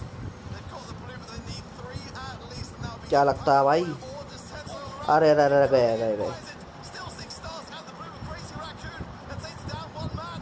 Can't really go for this push. बस 10 second survive करना है, बस 10 second बस 10 second. Return to send the Zeta straight back to Moya. Well, 5 seconds. Will they be done? The pull's going to be missed. Meow surely going to fall. They do nothing. जीत गए भाई crazy raccoon. OP भाई। भयंकर। Goose bumps भाई, goose bumps literally भाई। All the way. The Crazy Raccoon get their revenge. Who can forget last year when Zeta Division knocked them out of the 2023 World Finals to a 3-2 scoreline. Now, Crazy Raccoon put the world champions on the back foot at the earliest possible moment in Group C. It's really not a position we want to be in, taking those early losses in the groups. And I'm well aware that this is the group of death. People are going to be taking losses in pretty much every single game. It's going to be considered an upset. When the world champions lose in their opening game, it's a big story. What a pull that was as well. Just beautiful stuff from Crazy Raccoon all the way through. The pinching ability that this team has. Mechanics is just unmatched. We hear a Tensei goal 3. I would have jumped off the set. Honestly, unbelievable. Just a couple of pictures away, but that was Moya's Zeta 2023 world champion lost the first match lol। भाई साहब ऐसा ही तो होता है, हल्के में ले लेते हैं भाई लोग। Despite a huge healthy amount of DPS there for Novi, just wasn't enough to carry them Zeta through. And Novi just carried those peaks. He really did cycle so many to the table. Just wasn't enough. And for Crazy Raccoon, what an amazing result for them to start off there. You also vote bro। मैं तो कर ही दूंगा vote, तुम भी vote करो भाई free stuff के लिए। टेंसाई शकल देखो भाई की अम्मा जैसी शकल है। बट खेलता भाई साहब कतई खतरनाक प्रो। हटो बच्चों। I mean, going back to 2022 though, I mean, they were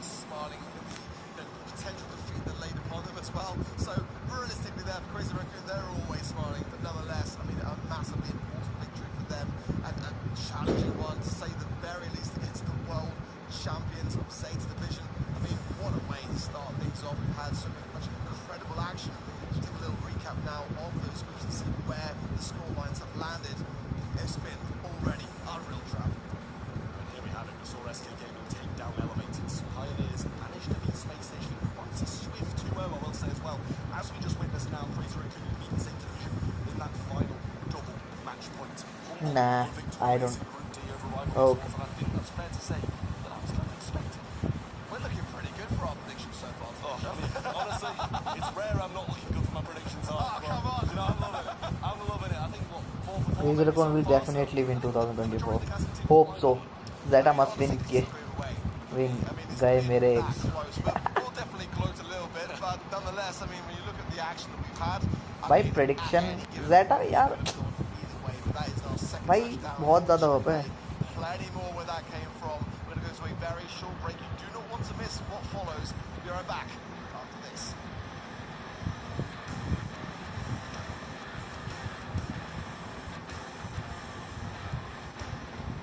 2024 Brawl Stars World Finals are brought to you by ESL, Monster Energy, and DHL. If your pistol's body or your shotgun's jammed, just hammer always here to lend a hand. If you want to be a star, if it's your winning rate, jump your garage and make your brawling great. से mute करो भाई थोड़ी देर. हाँ कहते सिया जीत गई ये. हाँ भाई.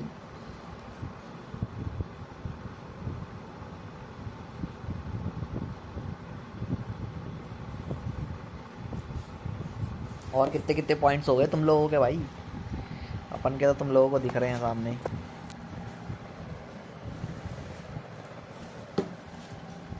Tomorrow I will see scorecard in which there was a team.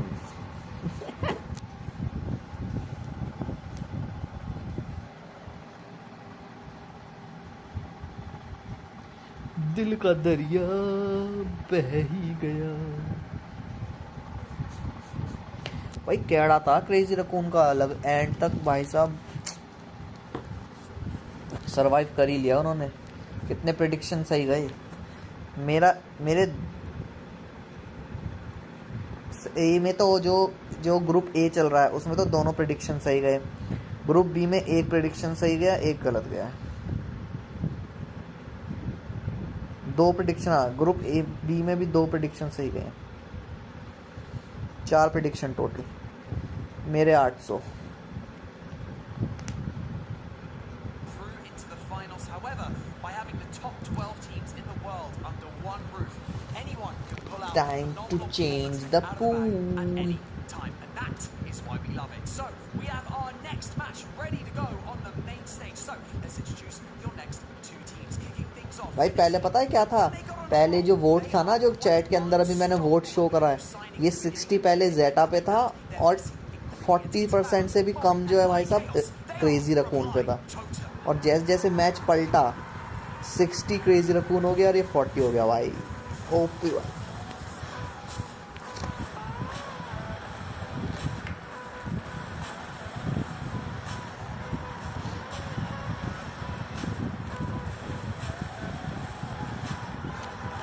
अरे शायद आज ही हो जाएंगे भाई 2000.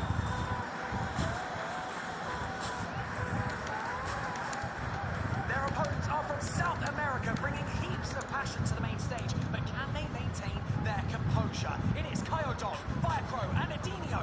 They are Space Station Gaming. Space station भाई.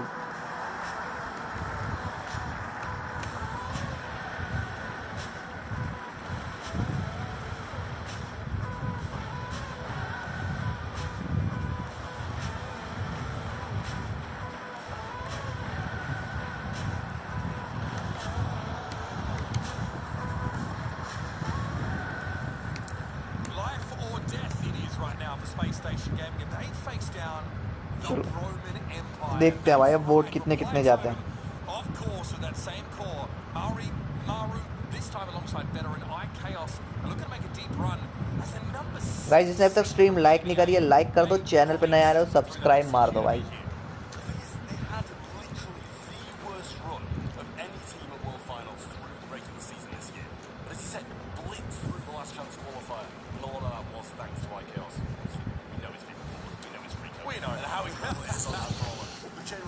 crowd mechanics in team play and experience especially. That's the selling point for Total Esports. 100%. And iChaos is definitely an individualist, kind of player who really looks to try and take the game over. It's a tennis. और हाँ guys, अगर हमारे 2000 points complete हो जाते हैं आज, वरना कल तो हो ही जाएंगे, मैं फिर भी स्ट्रीम करूँगा भाई साहब वर्ल्ड फाइनल्स की। जिन लोगों के रह जाते हैं तो वो लोग स्ट्रीम पे आ सकते हैं सही प्रेडिक्शन को क्लेम करने के लिए, ठीक है। तो मेक श्योर कि आप लोग तीनों दिन की स्ट्रीम्स ना छोड़ें, तीनों दिन की स्ट्रीम्स देखें, ताकि आप लोग भी अपना जो ये जो रिवॉर्ड्स का जो पूरा का पूरा सेट है वो कंप्लीट कर सको, ठीक है।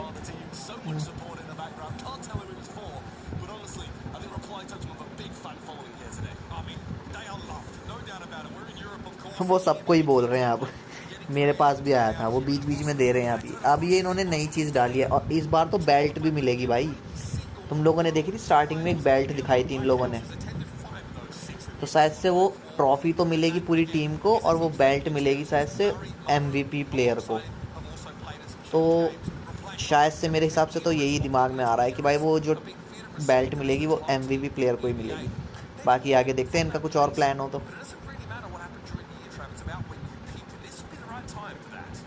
Exactly that, and this is the thing, not only do they have the experience that lands, Mario and Mori especially, as well, they just excel at lands. Not only do they have the experience, but this is when they are at their best. We saw that through the last chance qualifier, dominating the world, the big teams and big names we saw in that competition.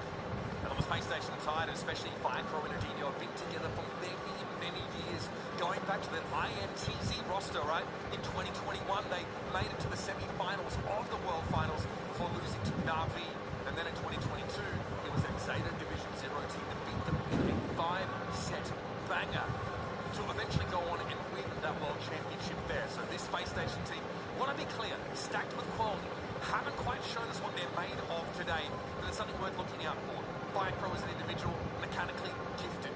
Really the perfect foil to someone like Chaos, right? Feared for his play on Crows, his favourite brawler, but his Piper, his Colt, a lot of those really mechanically intensive brawlers is where he's been able to shine and take over games in the past. As well, speaking on Space Station, the year that they had through the regular season, it was so far up at the start, 2 monthly final wins in a row, kind of putting Fun completely in the shade at the start of the season. Then they started to drop off.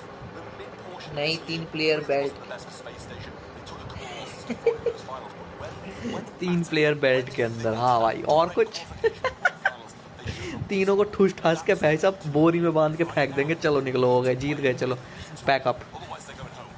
And they are the only team here that have won 3 monthly finals in their home region. And in fact, they competed in every grand final of every monthly final. Space Station, over the course of the year, have demonstrated the highest level of consistency of any other team in the world. Now, that South American region, you could argue, a little bit less deep than some of the others, where we have the 6th seed here from EMEA or Plateau turning up and making it to Worlds.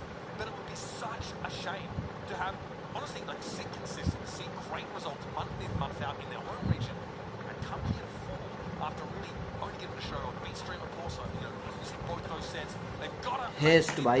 here. It is do or die for Space Station. Safe zone. And the Roman Empire rising up to stand in their way. Wow.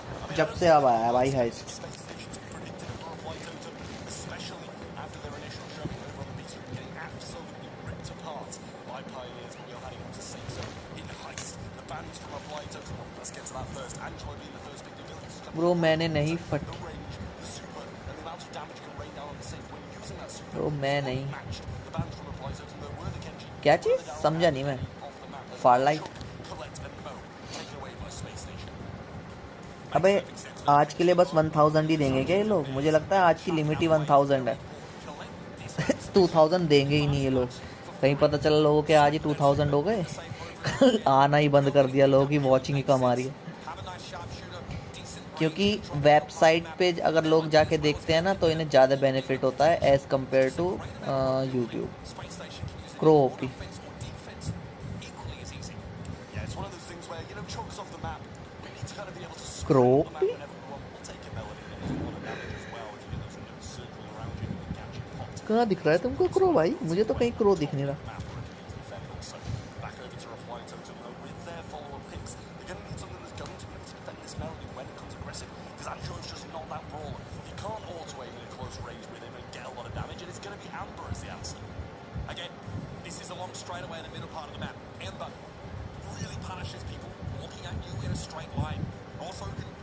zones pretty effectively with the threat of that super. 8-bit coming in as well to round out this composition. Great range, very high damage. Of course, you know, being able to use a damage booster here, Murray both can benefit from that hugely. It's a high damage, relatively low mobility composition here from Reply Totem, whereas Space Station still have an option to round things out. They're going to go with the Colonel Wraps. It's been a while since I've seen that in competitive, I will say, but over the other side, it's got a bit of a risk of it being done very, very swiftly if 8-bit gets on the safe with the booster, with the Amber along with it as well, and if the Angelo can get some supers and get those damage on safe, Space Station are going to have an issue. And I think adding on to that as well, Ruffs can't really pull through with sandbags here. Yes, you can be able to tank maybe an Angelo shot or two, but he's got 3 gadgets that can shoot through stuff. मेरे 1 के हो गए, अब नहीं देख रहा. Click on logo and check. Now it's going to give you windows of invulnerability, I guess, riding it on facing that amber. हाँ, your logo. He's more likely to have his mobility gadget active rather than the one that'll X-Red मेरे 1 के हो गए, अब नहीं देख रहा. अबे 1 के आज की लिमिट ही 1 के है. 1 के से ज़्यादा ही देंगे ही नहीं किसी को. have to be aggressive. Space Station are going to need to use that melody to punish these low mobility, longer range, high damage brawlers before they can set up shop and start raining down on the safe. This is the thing as well. You know, they need the melody to get the damage, not only open up opportunities as well, because Ruffs and Bell aren't going to be adding that much to the safe. Yes, here and there, Bell's going to be able to get a few bouncing shots back and forward if people are circulating it, and the same, you know, against the 8-bit as well.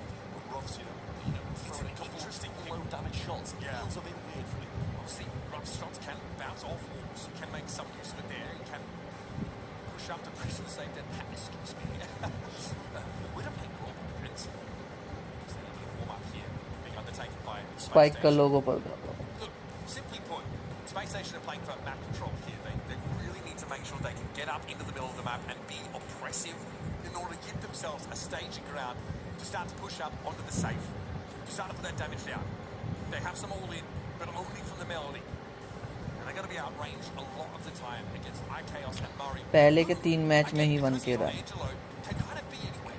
अरे 2 set चल रहे हैं ना आज, तो आज ज़्यादा benefits इसलिए होगा भाई. सब लोगों के हो जाएंगे 1 के, क्योंकि यार 2 सेट चल रहे हैं ना, सेट ए और set B, Half of the map, so it's really hard to shut him तो इस वजह ज़्यादा बेनिफिट है. and also allows him to play an angle on mid that is really annoying for Space Station to deal with, because they ideally want to punish the choke on the map. They want to throw these belt shots in. They want Reply Totem to be grouped up.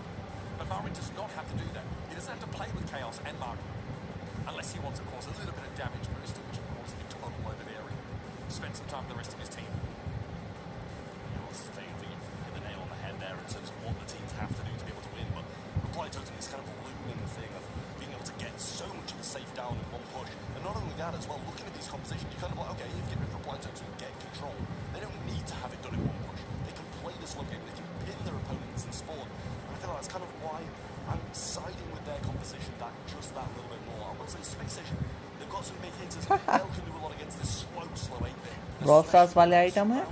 अरे हाँ, तो भाई reward में तुम्हें brawl stars वाले item ही तो मिलेंगे, या पबजी का ब्रॉल रॉयल पास थोड़ी मिल जाएगा इसके अंदर हैं.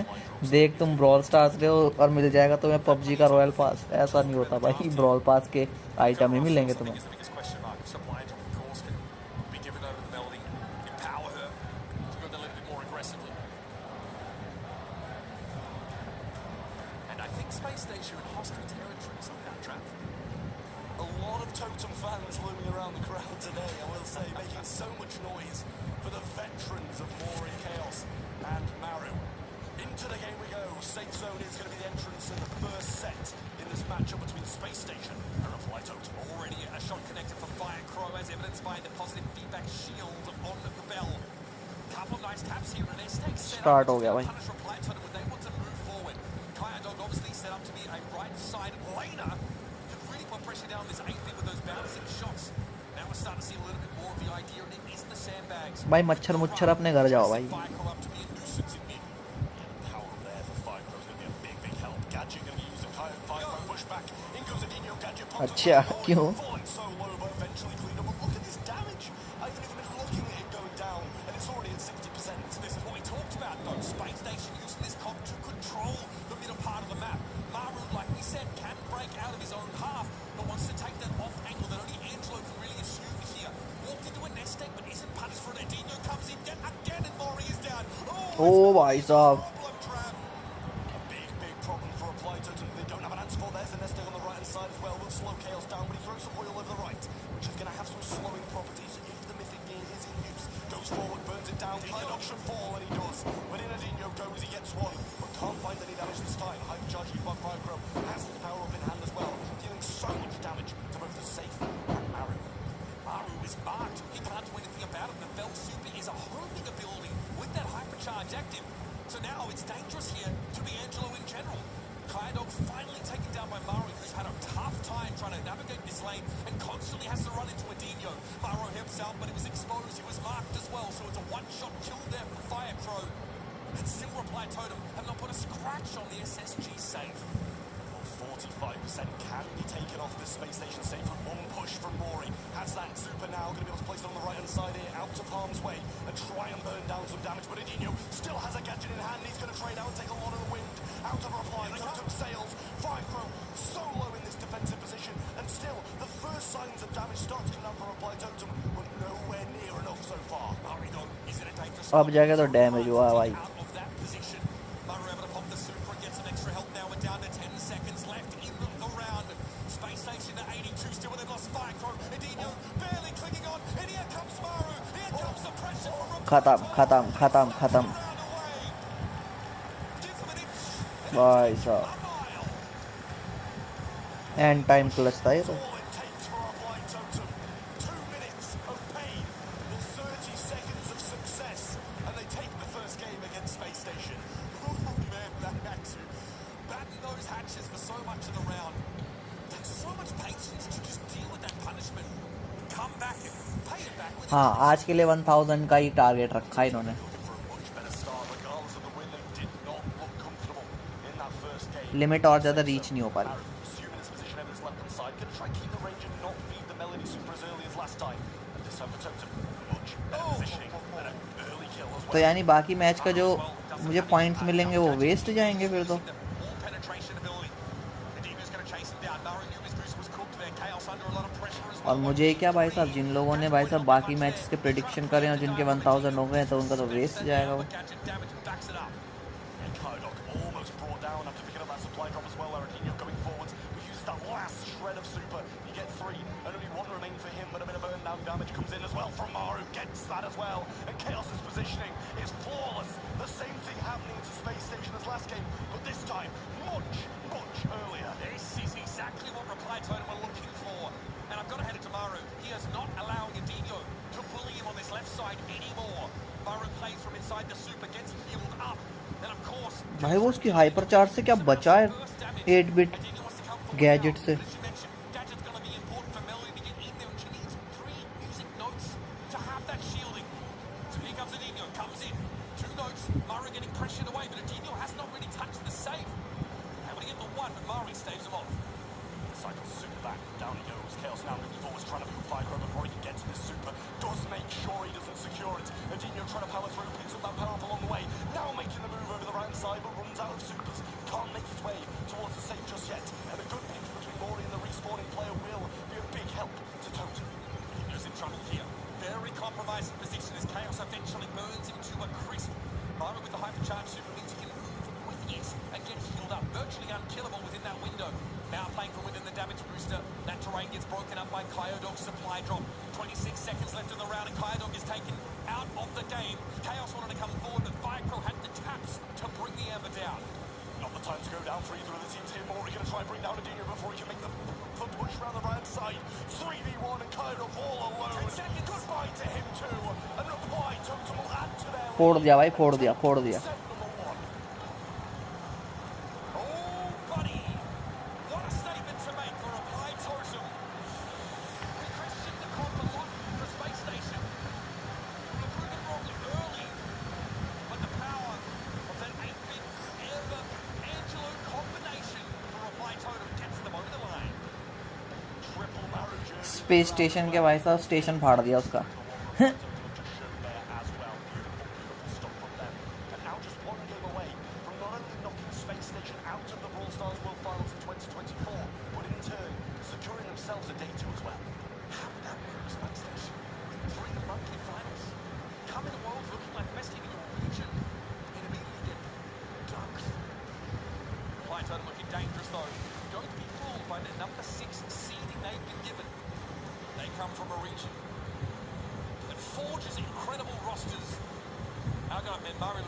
ये लास्ट के 5 सेकंड जो उन्होंने डैमेज दिया ना सेफ को भाई साहब, कैड़ा टोटम ने भाई।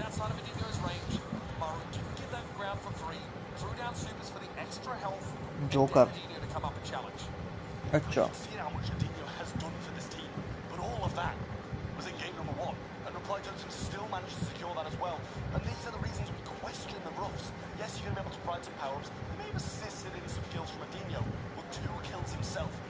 I am so joining an esports team.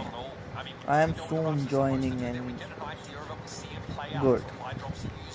Open up the map a little bit, set up some of your longer range brawlers, maybe allow a Dingo to benefit from the empowerment of the supply drop itself. That Master Fletcher gadget used there by Angelo, the kickoff right at the start of the second round, really set the tone for a play tournament to take it away. चलो भाई GeM grab भी देखने को मिल रहा है भाई, ये नए मैप आ गए। Has to be victorious here. The space station, or they are headed home. I can't help but feel confident for the side of a Reply Totem now. All of the crowd here in Helsinki backing them as well. Feel very limited amount of space station cheers going on. And Gus is going to be the first pick for Reply Totem on Hard Reply.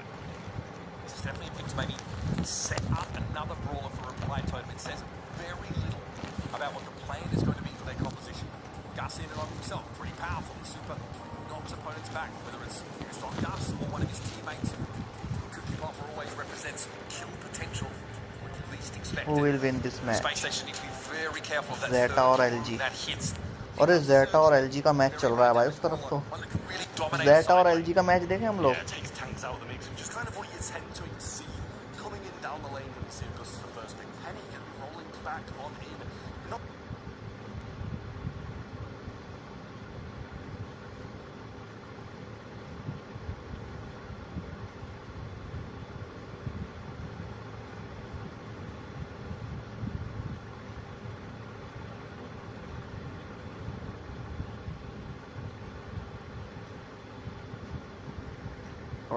Black and white match.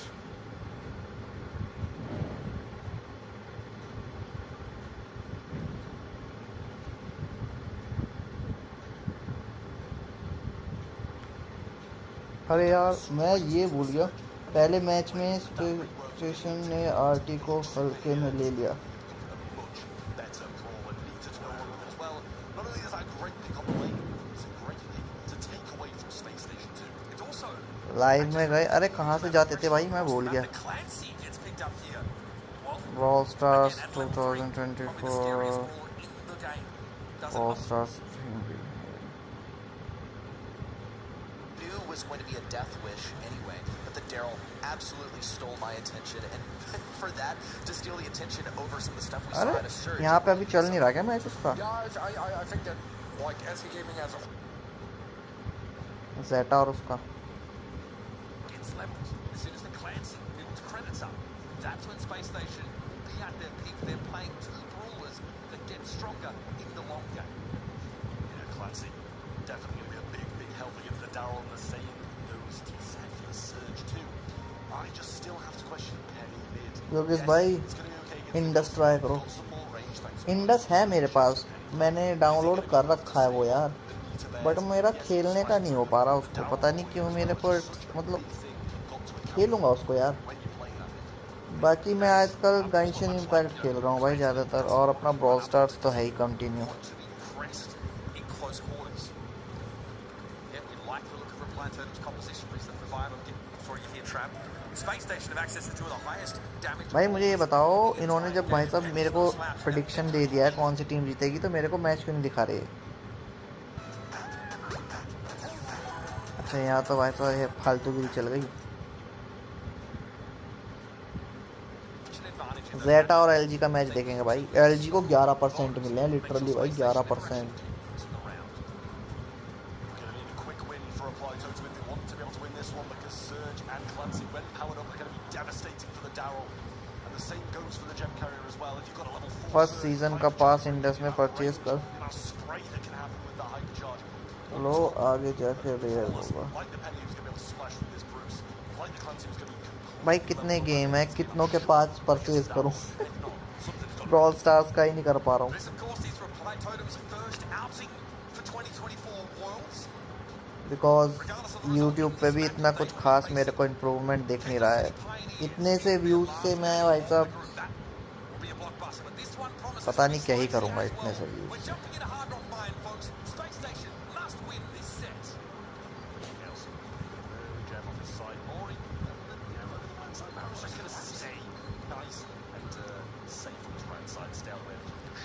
Fire करो।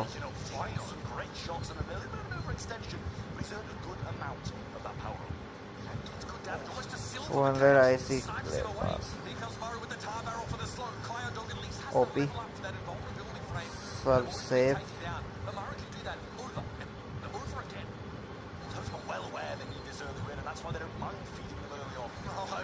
Great shots in, wonderful stuff in the back lines here, thanks to that Gus shield as well.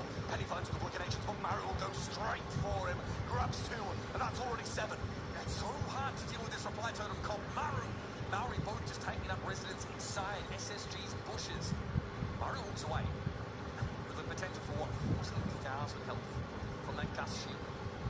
Has picked up a couple of gems, doesn't want to give them away too cheap. भाई girls काफी कैड़ा हो रखा है भयंकर। लगा नहीं था ये भाई साहब वर्ल्ड फाइनल में देखने को मिलेगा कि ये भाई साहब खेलते हुए।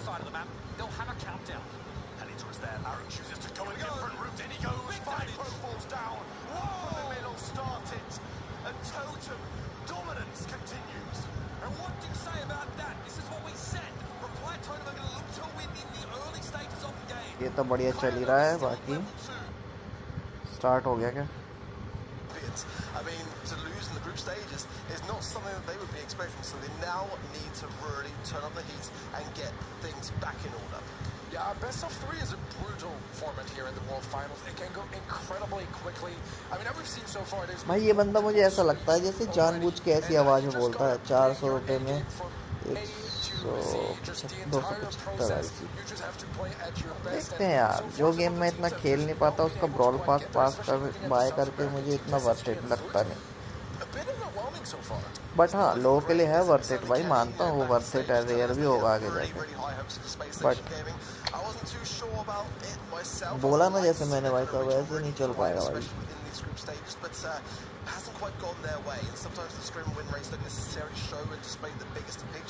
मैं इनके तो गफ्फे ही चल रहे हैं अभी तक, गफ्फे। इतने में तो मैच देख लेंगे हम वहाँ।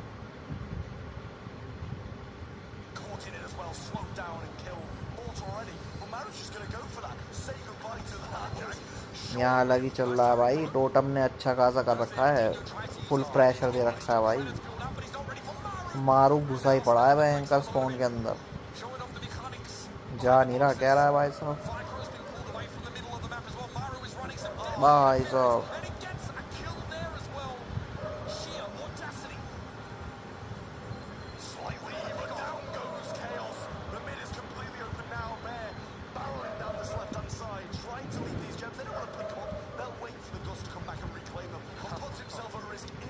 योगेश भाई कुछ करो यार, 4 साल से वीडियो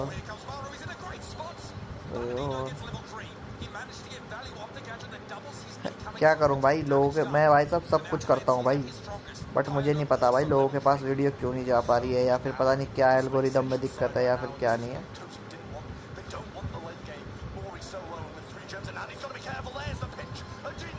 ओपी बचा लिया भाई।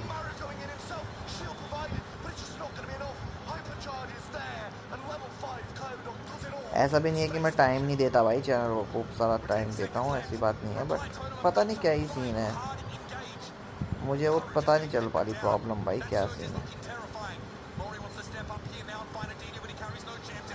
अरे देवा, चलो भाई वहाँ मैच चालू हो गया भाई, जेटा और इसका LG का। अब तो चालू हो जाना चाहिए भाई, अब तो बेसब्री हो जाएगी। अरे probably Tribe and SCMN is what most people had in their minds. Of course, that went completely differently to expected. However, 4th seed in NA is a little bit below expectations, I think, for Luminosity. Fortunately for them, they did manage to make it through LCQ like brilliantly, not dropping a single set. That was 2 against Stamina EU, 2 against Yogesh भाई YT से कुछ नहीं होगा, freelance as well. A pretty flawless performance if you guys had to fight to get their way. भाई freelancing नहीं, मैं job करता हूँ भाई, मैं जॉब पे जाने वाला हूँ। जॉब वॉब करते हैं भाई हम। जॉब ही करूँगा अगर करना होगा तो। फ्रीलैंसिंग में भाई साहब अपन हॉबी के तौर पे कर लेता है, फुल टाइम करियर नहीं बना रखा मैंने यार इसका। अपन जॉब करेगा यार। वहाँ ज़ेटा और उसका मैच नहीं चालू हो पा रहा।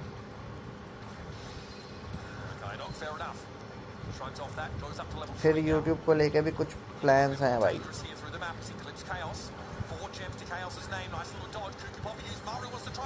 ओ भाई मारू भाई साहब फुल घुसा पड़ा है स्पॉन में।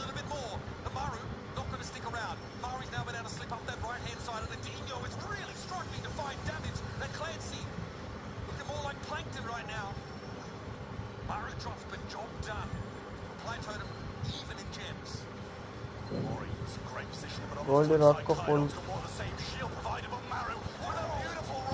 क्या गोल्डी रॉक को फुल फाइन फ्रीलांसर है भाई। वो बहुत कुछ करता है देखो उसके साथ, बट अपन सिर्फ यूट्यूब करता है भाई। और एज अ हॉबी ले लो या फिर तुम ले लो, मेरे को पसंद है भाई वीडियोस एडिट करके अपलोड करना और साथ में गेम भी खेलना।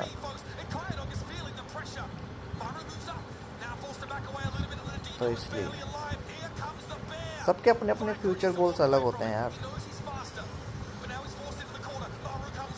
मारू भाई साहब स्पॉन में घुसा ही पड़ा है, नहीं जीऊंगा भाई।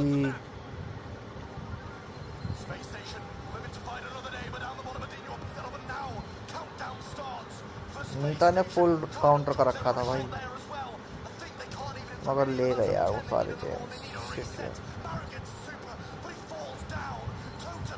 हाँ गलत जगह जा रहा हूँ। स्पेस स्टेशन जीत गया भाई।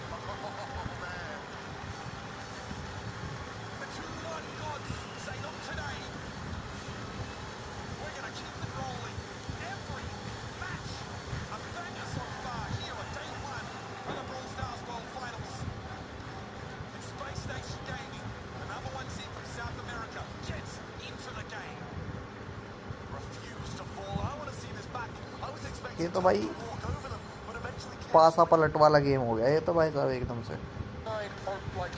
एक ये भाई साहब इन्हें भेजो ना कहीं और। सो गई क्या भाई टीम ज़ेटा? और ये कमेंट्री ना खत्म हो रही भाई उस पे तो।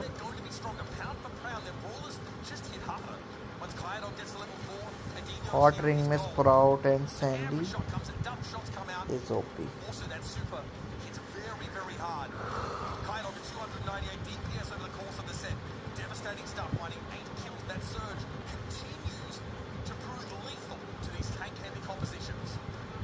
क्या MVP क्या ही जाएगा क्या? मारू ही जा सकता है ऐसे MVP। फायर प्रो में भी अच्छा खेला इस मैच में।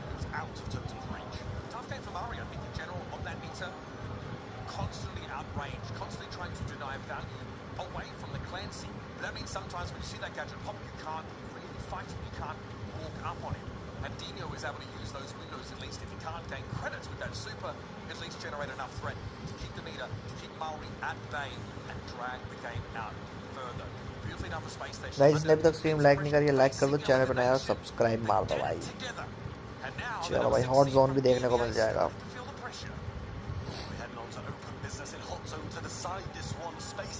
बाकी दिवाली कैसी रही तुम लोगों की?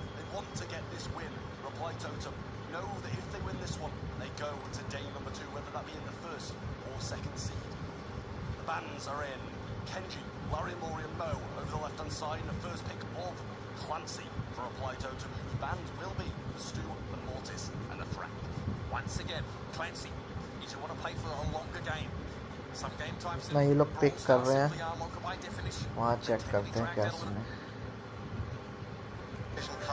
हो गया भाई चालू। ज़ेटा और luminous city. Circumstances, but safe zone is certainly that kind of map that you want to have to your advantage to be able to bring back the flow of action when your opposition go on the offensive. Let's see what they're thinking and how they're choosing to pair things up. But certainly, this is going to be all about the range. or the tanks. As Daryl going to roll on in. I don't mind it. Certainly going to keep Luminosity on their toes, but there's a certain number of counts that will do relatively well into it also. So expect them to follow from Luminosity. Yeah, that's the thing with Daryl is the passive. हाँ भाई ये set B वालों को कहाँ stage पे चढ़ा दिया भाई साहब खुद्दू से स्टेज पे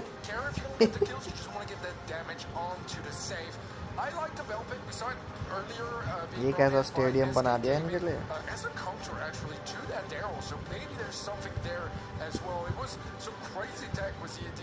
unplayed star power that you never see that stops the reload from the Daryl onto that save. So that was super interesting stuff. We'll see a cool paired up with that 8-bit. Now 8-bit is traditionally a bit more of, let's say like later pick भाई साहब और कुछ but I don't mind it early and Colt is going to have ये खुद्दूगिरी कर लूँ मैं पहले well.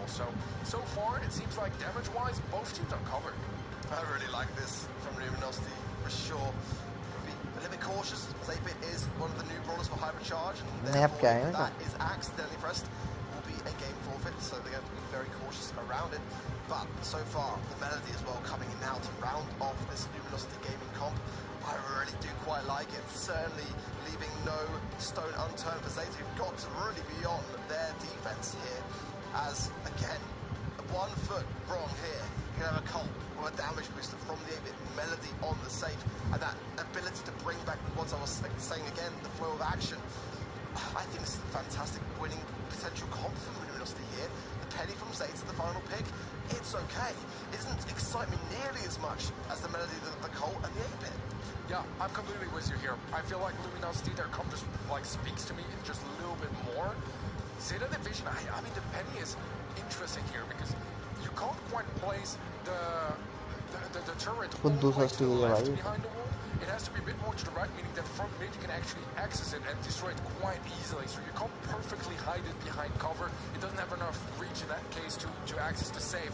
So, I mean, it's obviously something that Zeta Division have considered coming into this draft, but it is a limitation of that brawler. Worth mentioning as well that the new hypercharges are not playable, so Penny cannot use that hypercharge. Same for Daryl here as well. So those are going to be locked here to be played out. Okay, well, we shall see as we go in. So far, the Penny pick is a nice one, but not one that particularly excites me in the meta. No doubts about it, Penny is certainly coming back, and for that reason, I'm all for it. We didn't see the most from it early when Zeta Division did pick it in Shooting Star. That's my only concern, is like they've obviously been strumming it a lot, they feel quite comfortable with it, but does it stand the might of a defense that is necessary against a comp like a Colt, an 8-bit, and a Melody? That's my only reservation. I think that the aggressiveness of Luminosity, if they get this right, could be very challenging here from Zeta to be able to hold their own. And certainly, you know, Melody's able to dash across from one side of the map until the other in the blink of an eye. I mean, you just like, similar to Daryl, of course, but I feel like Melody can kind of earn that dash far easier. Sometimes Daryl, if kept at that range advantage, is just going to be taking so long to get that roll. And that's the downside, I feel, with those two brawlers in particular. Certainly, if Luminosity can tap with this Colt, it's going to be wondrous to watch, and a safe that could get shredded very, very quickly if left untouched. Yeah, that's the thing with Luminosity's comp here, is that they win the base race. Like, if this comes down to both teams just going straight up for damage on safe, LG has the upper hand. However, Zeta Division, I'm assuming going a bit more for control. I think we're going to go through our caster predictions here for this matchup. We'll have a quick glance at what we all thought over at the desk, but actually never mind, we're jumping straight into game instead. The action cannot wait any further. And already some nice early tags from Garo as he also places down a nest tag down in the mid, and those are going to be really annoying to deal with. Yeah, as they're just getting themselves set up, pre-anticipating the rolls that may come through. As a missed mark there from Garo is not going to find Patchy. Chino there, out of position. And Novi will capitalise on it. Charles now going to potentially dash through, but needs to earn that super as well. Has the notes, doesn't have to dash. Now low HP in a pickup, a huge pickup there from Zeta. The double kill is Ellie and Chino all over defense, and now he falls as well. I mean, Meow is just so clean with that penny. The plays are absolutely on point so far here for Zeta Division. And Charles is trying to sneak into that back line, but he needs to heal up before he can go for that final dash, otherwise he's going to get eliminated. Meow is a nice pickup on Chino on that right-hand side, and Zeta have so much map control. Charles being sneaky, pops the shield at just the right time as well for survivability, but now he will be forced out of that corner, straight into the bell, who will seal it. Nice stuff there from Zeta. Another roll in from Nobby, finds Chino, and he will go down the mark now. Plays better from Gary onto Pachi. As Charles there scoots on through, he will be on the safe. And Zeta have got to make a choice. Do they commit or do they come back? As Charles is going to be getting a ton of damage in the top side of things, though. It is Zeta that are all over this safe, and Luminosity were not there for the defense. The game goes the way of Zeta. When it comes down to a 1v1, nobody beats Melody in a base race. However, I mean, what's better than a 1v1 or 3v1? On that red save, there was just no matching that DPS. I think it was a good attempt, you know, in case the defense was successful from LG, they would have gotten so much damage onto that blue save, but there just wasn't a chance here. Zeta Division are locked in. फिलहाल तो Zeta और White और Luminous उसका देख रहा हूँ भाई. हाँ, LG का. Luminous City का. To do so as a brawler, so slow, sluggish. Charles coming in, pops the nest egg at a nice time as well. I quite like that play, but now in a susceptible position. As Nobby goes in, tries to cycle and gets Chino yet again. He's been all over that boy, and now he's all over the safe. Nicely done here. Zeta Division in a good spot, already a 45% lead. Pachi slowed down, Garo just doesn't miss a shot. Does get sniped down by Chino on that right-hand side. Charles should get cleared up on the right-hand side as well. Eventually now he does manage to find him. But Zeta Division still firmly with the advantage in their hands. Nice roll yet again there from Nobby as Charles then comes back in and instantly eradicated out. Patch going to be bouncing these bell shots between the turret, all the save either one.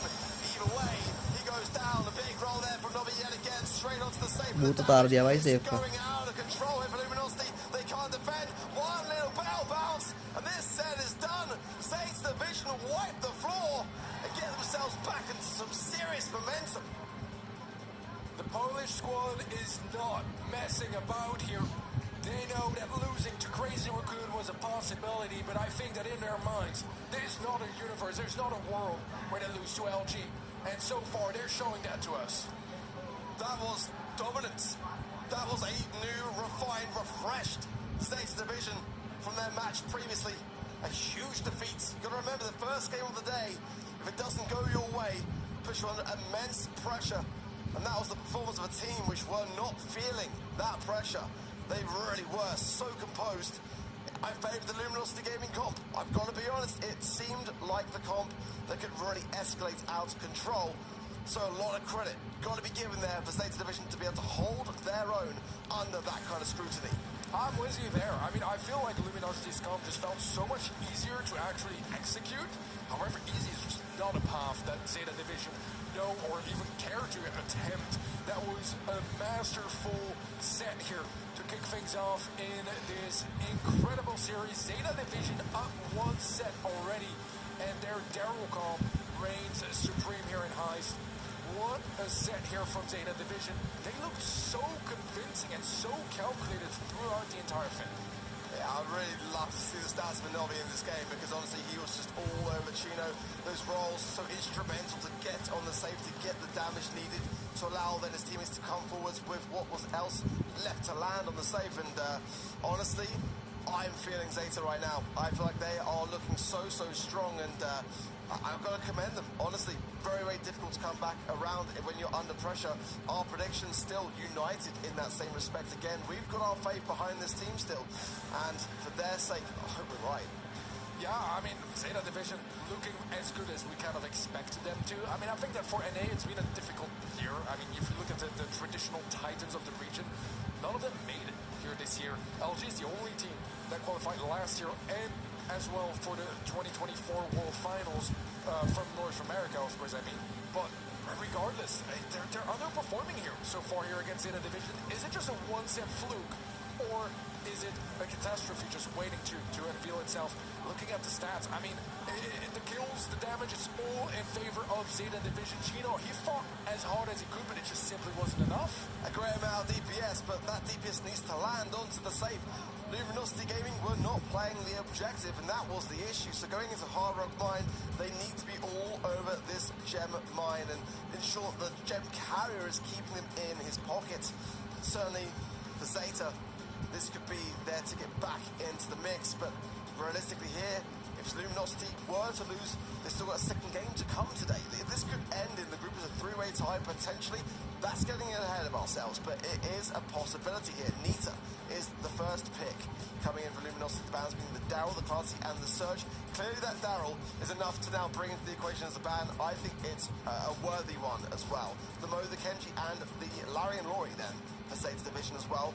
I've been loving the bans across both streams here today. I think that the brawlers that we're seeing more often than not tend to be 6 unique ones, so I'm really liking that. For Zeta Division, a chance to go on the aggressive or choose that kind of gem carry approach. Just mid for me, not going to be the first pick. Rika going to come in for the aggressive lane. Gus to match a pair with this would be a cracking start for Zeta, and it's definitely a Zeta pick. I have to say, I'm almost surprised to actually see Rico not being banned out over the Daryl here. I feel like it is so strong on this map. Very, very deadly. The angles just line up so nicely for that brawler. I mean, Ruffs could be later on a natural response here as well. I think that if they want to go for a mid, I still feel like Gene and Max are kind of like some of the better options. Interesting. Penny, which I'm assuming is going to be Penny mid then. I would prefer a Gus. I think that Luminosity Game now will have a chance and an opportunity to get maybe a little bit of an advantage here. It's definitely going to be not a bad lane, but somewhat of an issue against certainly the Rico. I mean, that's the issue at the moment for me. It's a bit of a risk first pick, but I like to see something like a Surge which they chose to ban. Clearly they were concerned about it and want to have the opportunity to consider tanks along the way within this draft, but go with a big tank, huge tank, which leaves open a great deal of counter opportunity for Zeta. I mean, they can really shut this idea down, but no mid still. Why are people so hesitant on the map, which is a perfect one for Gus? Yeah, that's a very good shout. I mean, it doesn't have the highest DPS. I think the burst potential is very nice with the gadget, but I'm not entirely sure what the approach is here. They need a mid, clearly still on the LG side, and there he is. Goodbye the shield, perfect brawler. We were waiting for it. It's going to be brought in. The shield's going to be very valuable as well on the Frank if you want to go aggressive. And if you look at the ban process as well, LG were kind of showing their hand that they wanted to bring in that aggression, and particularly the Frank, right? I mean, Surge, Clancy, and Daryl, those are perfect counters to that Frank. Those in a division, they're not super tank counter heavy on their comp so far. They have good DPS, but they could use some more. And I mean, Gale, not necessarily the highest DPS, but that's the crowd control that's going to be nice at stopping that Frank in his tracks. Gale was the first one that came to mind. So maybe on the side of Zeta, not the ideal one on this map. That's the only kind of thing. I wouldn't even mind necessarily Colette under these kind of circumstances, to be completely honest. I mean, Gale's certainly going to struggle with some of these kind of like tight corners, and the Twister, I assume, going to be there for the gadget of choice, but you never know. Honestly, when you see a Gale come into maps and modes where you wouldn't necessarily expect to see it, it is called for. The Frank is certainly a problem brawler for Zeta Division and one they want to shut down and stay on as consistently as possible. Chino going to take the right-hand side lane straight into Meow, then keep the Gale on the left lane. It's going to work well into the Nita either way as well. So I like the way that Zeta are thinking, but Chino needs to really pop off now with this Frank. Allow his team the space to push forwards. Ooh, tough one. Now, lots of damage anyways. I mean, if you look at things, even though Zeta Division got the opening kill here, they're not the ones with the most map control. And they did manage to sneak up a player on that right-hand side, and Meow is going to be in the back line now. That can be quite annoying, but Chino still finds a great pickup on Jagero. The stun here should connect, but it still does. Chino knows the range by heart, and he does manage to find the connection. Big old blustery bro there, but still LG hold their own. Pushing forwards. Oh, Meow will find a nice angle there and does find the connection onto Chino. Charles with 7 gems, very crucial now. As Zeta start to bring back this mid-control, it's definitely a concern. Big aggressive tire patch, he wants to go straight for it. Wants to get 2 shots onto Meow, who now has the hypercharge as well. On a map like this, it's the Rico playing ground. Chino using his, though, on the right-hand side. An early super from Nobby. But can he finish this off? Chino's still lurking there. He's going to go in now and find some taps. A nice twister, a huge response, but a miss on the super. No connection this time round. Now he's still low, but eventually Garrett does pick up Chino. And map control is starting to look a bit better here for Zeta Division. Gemly still in favor of LG, but with this positioning here from Zeta Division, they are quickly catching up. There, they didn't like that penny turret. They tried to get the smash with the Frank Chino, but it remains. And Gary just placing another one down. Nice angles again from Yao here. And now it's looking on. Charles got 8 gems, but now Zeta Division have matched it. Chino's got to come forward. Hypercharge from Yao. Huge gadget from Chino. It's going to alleviate a lot of pressure from that left-hand side. Getting really stuck in deep now into the spawn. And this is exactly what LG needed now. Popping another hypercharge. Pushing through. Really being a huge threat here. Fires the smash. It doesn't even matter that he's 900 HP because the countdown is with Luminosity. However, Zeta still have control. They find gem number 10, and the interrupted countdown goes through here. However, look at that. Luminosity are building up some nice map control with that hypercharge pair. It is so difficult for Zeta to get back into position, and that's 12 gems now in the hands of Luminosity. I don't know if there's enough time for 2 gems to spawn. Oh, and it's going to be close one arc. Got to go on the aggressive. The gems are split here though as well, but let's see whether they can try and do anything with it. Patches there, but great body blocking, and Charles will hold his own. The first signs of life for Luminosity, and it might just be enough to escape this set. It's far from over. There was not the cleanest of games, but one that they were able to bring themselves back from under the pressure. To create that space on that left-hand side with that Frank was instrumental in turning the tides. But Zeta's comp, honestly, is a very tough one to play into. Yeah, I was a bit scared, man. And Charles at a crucial moment missed the super onto the Frank, so there was no shield onto Chino, but nevertheless, Chino stepped up and was able to clutch things up here for Luminosity. Let's see here. If Zeta have an answer, they would love to just settle this into sets. Be on the safer side here, but Garrow gets taken out, and Luminosity now was a big opportunity to build up a healthy early gem count. I'm loving what I'm seeing there from Chino. Now Patchy just is going to survive as well on that right-hand side and stay in position. Now going to be able to heal. Charles finds Garrow as well and keeps him low with the 3 gems he has in the turret place that he can't really now defend against. Taps from Charles and the shield, hands it over to Chino. Will he find the smash? No! A nice evasion there from Yao, and a counter super as well keeps Chino low. But Luminosity are surviving in this mid still. They've got 6 gems and no sign of Zeta currently. Yao read through that Frank super so easily. Super from Naui does manage to claim the elimination on Naui on that right-hand side. But LG still very much in favor when it comes to the gem card. A hypercharge going to be popped down by Patchy, but a hypercharge super from Naui. It's going to keep Patchy at bay. However, the HP situation is not good enough for Naui here. He's in the back line, but he should get dispatched. Oh, nice little gadget from Charles. Now the countdown for Luminosity is there. Chino coming with a huge hypercharge. It's going to be a real problem for Zeta to play into. He's actually going to find Gale on that left-hand side and keep the aggression onto Meow, but he's buying so much time for his team. There is time, there's a turret as well, but the seconds are trickling. It's now or never. Garen fires down the right-hand side. The gems are dropped. The countdown resets. Time, valuable time here for Zeta. But they're not out of the woods yet, not by a long shot. They've got to go on the aggressive yet again.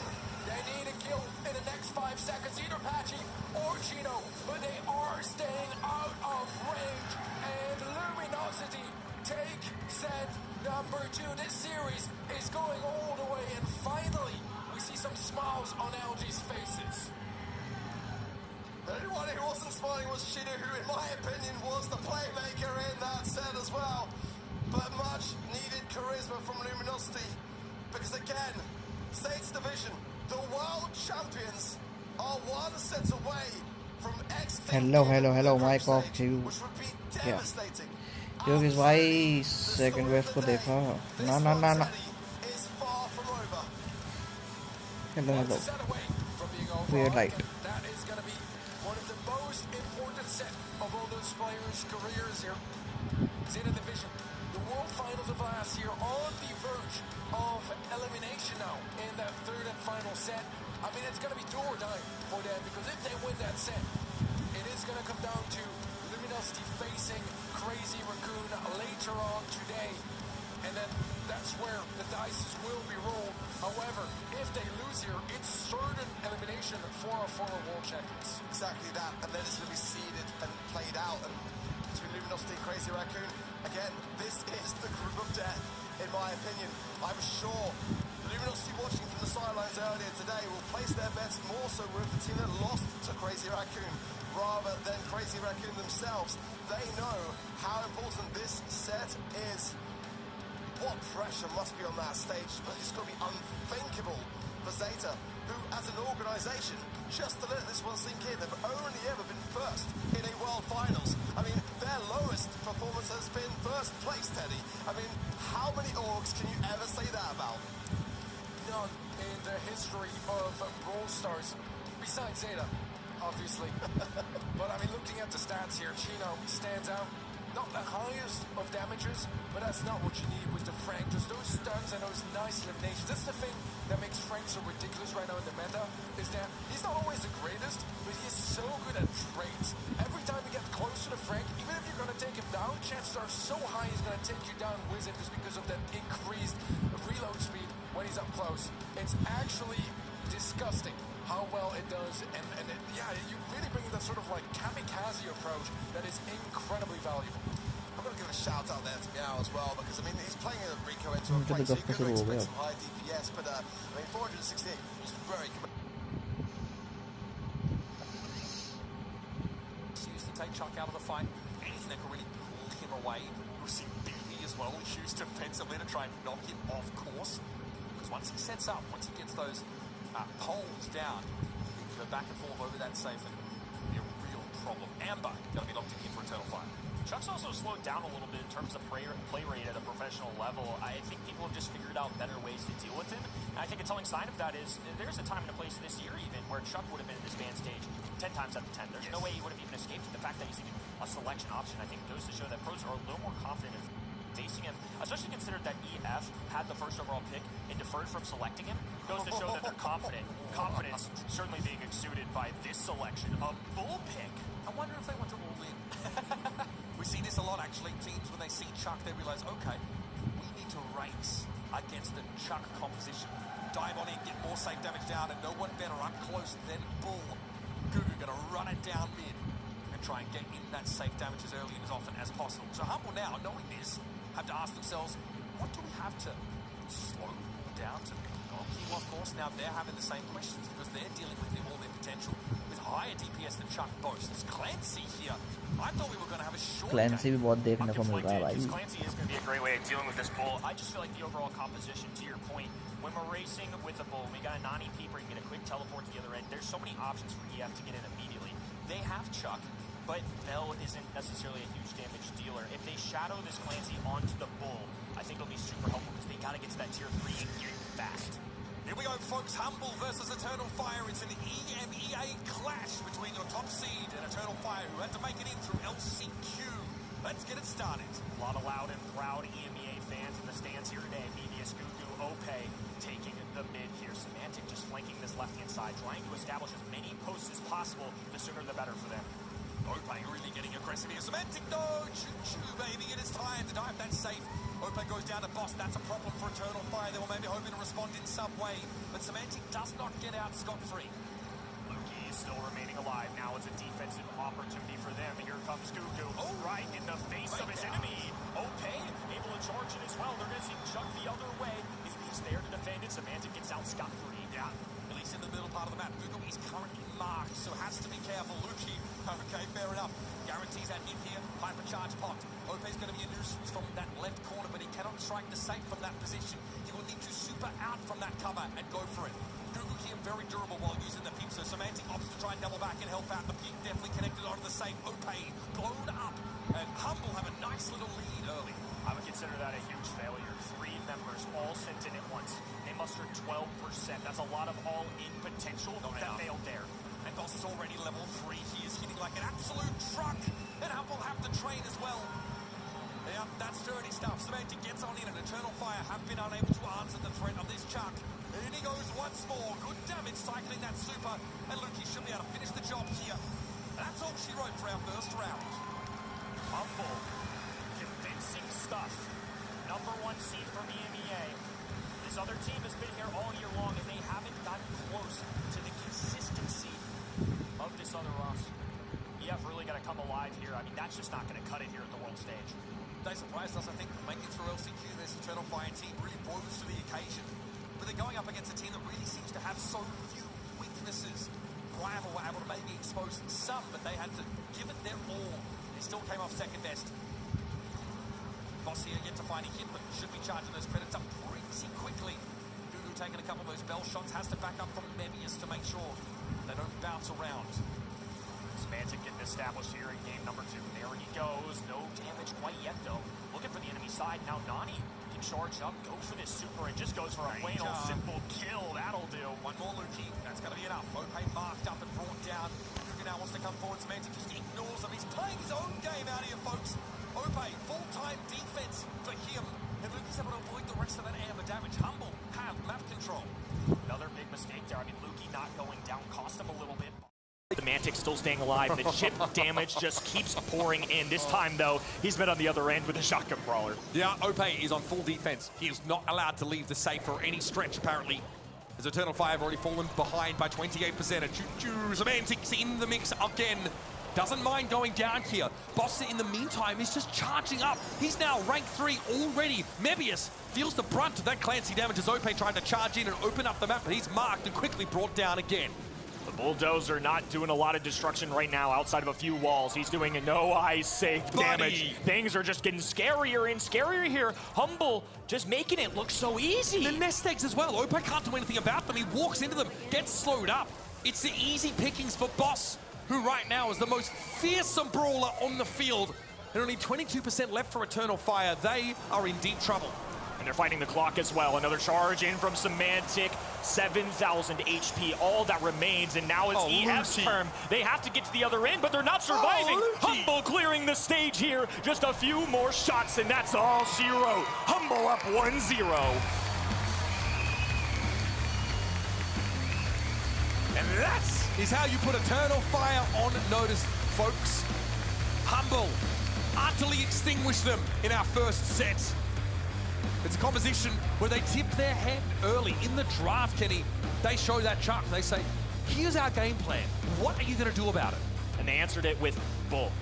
And unfortunately for them, I don't know if it was a holistic draft composition, if it's just a little bit of jitters at the big world stage. It was not clicking in this set number 1. Eternal Fire just seemed to be caught off guard, didn't have an answer. It was either Chuck charging in, Boss meeting him with some heavy DPS, and honestly, Luki, the mechanics looked unbelievable at this guy. So many dodges, so many connections, the damage amplifier to bring down Bull. It just felt like they were ready for anything. Yeah, man, getting to 1v1 Ope there, in that sort of second round really set the tone for me.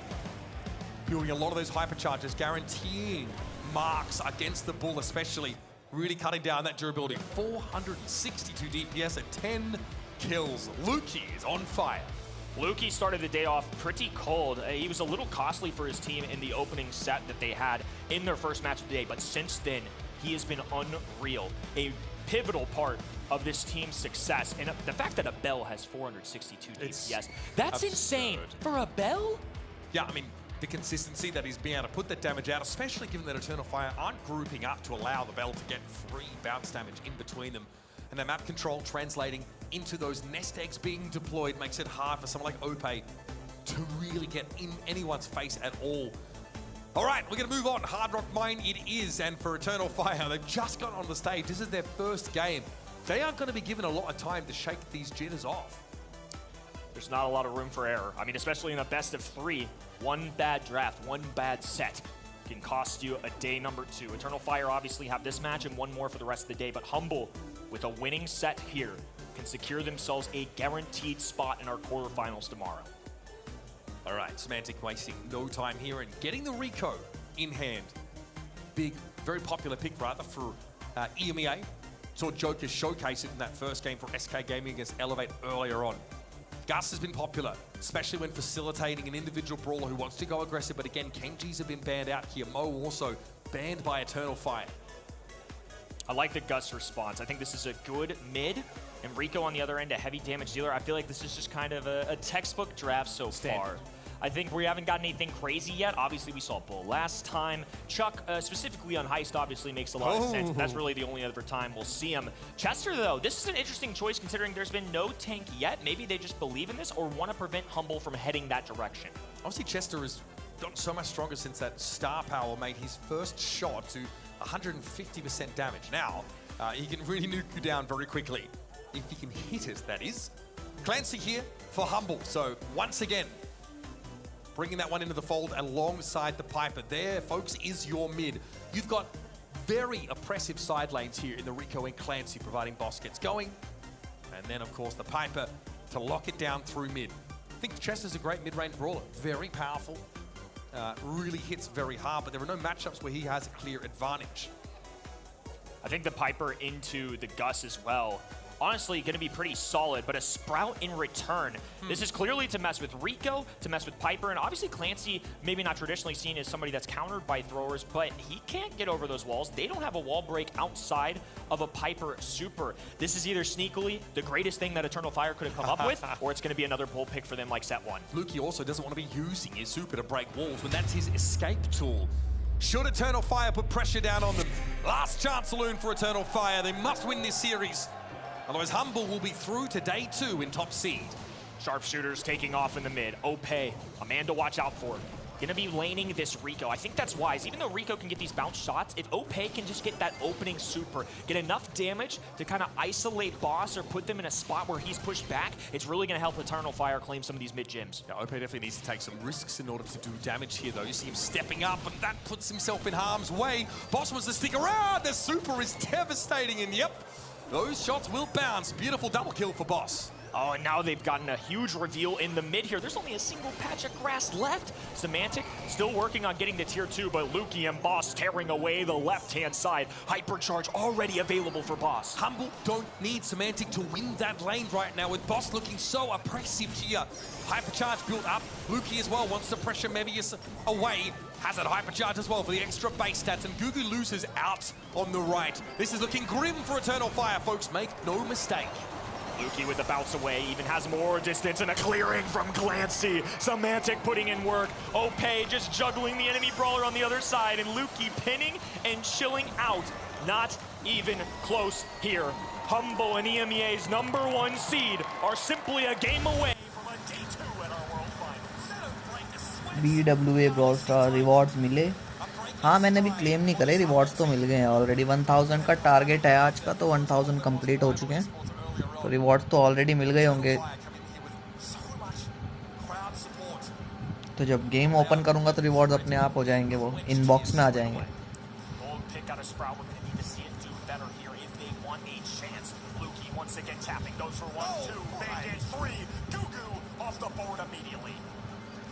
This gives Semantic more room to pinch onto mid. Get some credits built up. He has the dash gadget available, so can get a little bit close to Gugu here. He just wants those credits. Boss again, oppressive. Ope not been able to do anything about him on this route so far. A bouncing castle gadget used there for the Rico, but Ope brings him down. Lukey still left alive and well. Semantic, a dash forward.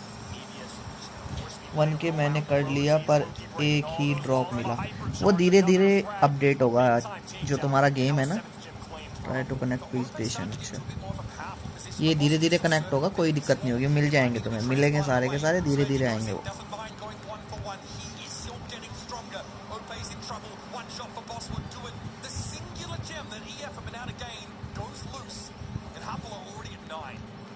Problem and the next one spawns on their side. Semantic clears the mid. 10 gyms now available in a blue team countdown here.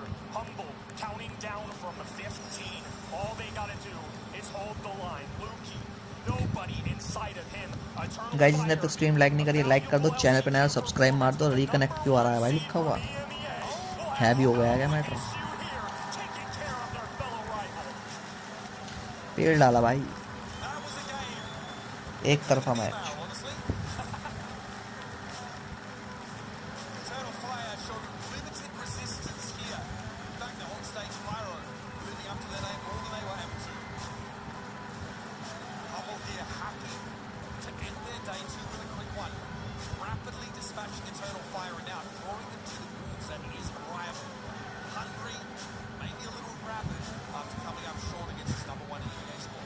is a big deal for Humble too. They started off a little slow. It came down to the wire in a matchup where they were expected to win. But you know what? भाई happy Diwali GN thank you भाई happy Diwali GN happy Diwali भाई तुम्हें और तुम्हारे परिवार को happy Diwali भाई सभी को हैप्पी दिवाली खूब तरक्की करो भाई सबके सब Conquering those on day one, establishing control, and running away with the number 1 seed is exactly what they need.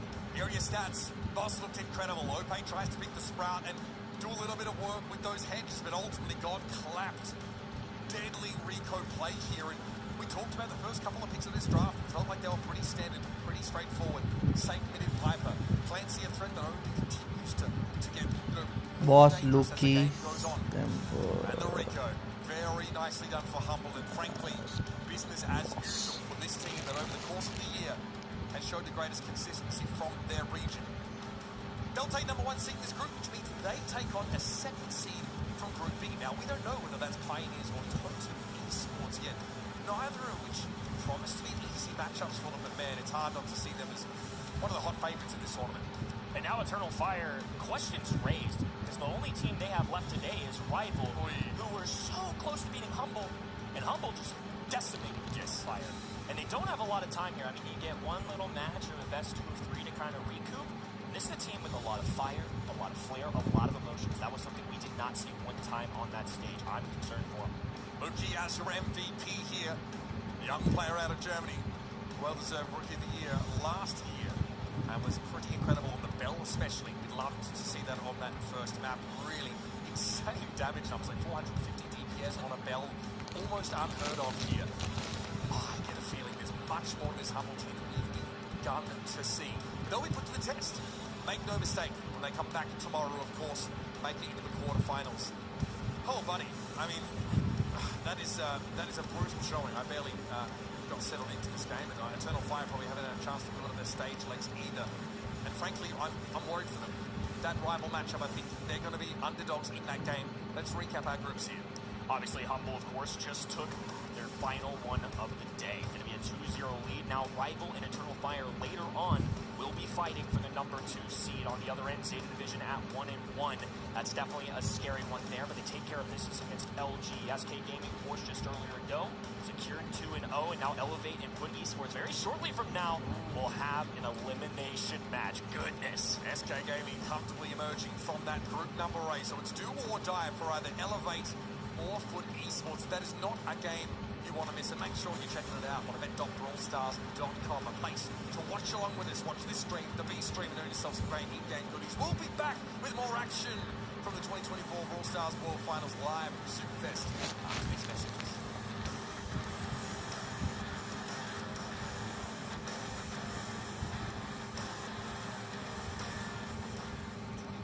Brawl Stars World Finals are brought to you by ESL, Monster Energy, and DHL. Once upon a brawl, a new evil emerged. A handsome young minstrel who once charmed crowds, now fall into darkness. His smile but a shroud.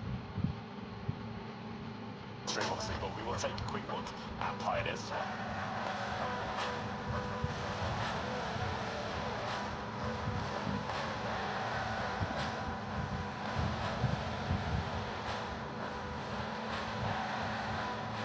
Pioneers, 2 grand final wins, our 2 grand final appearances.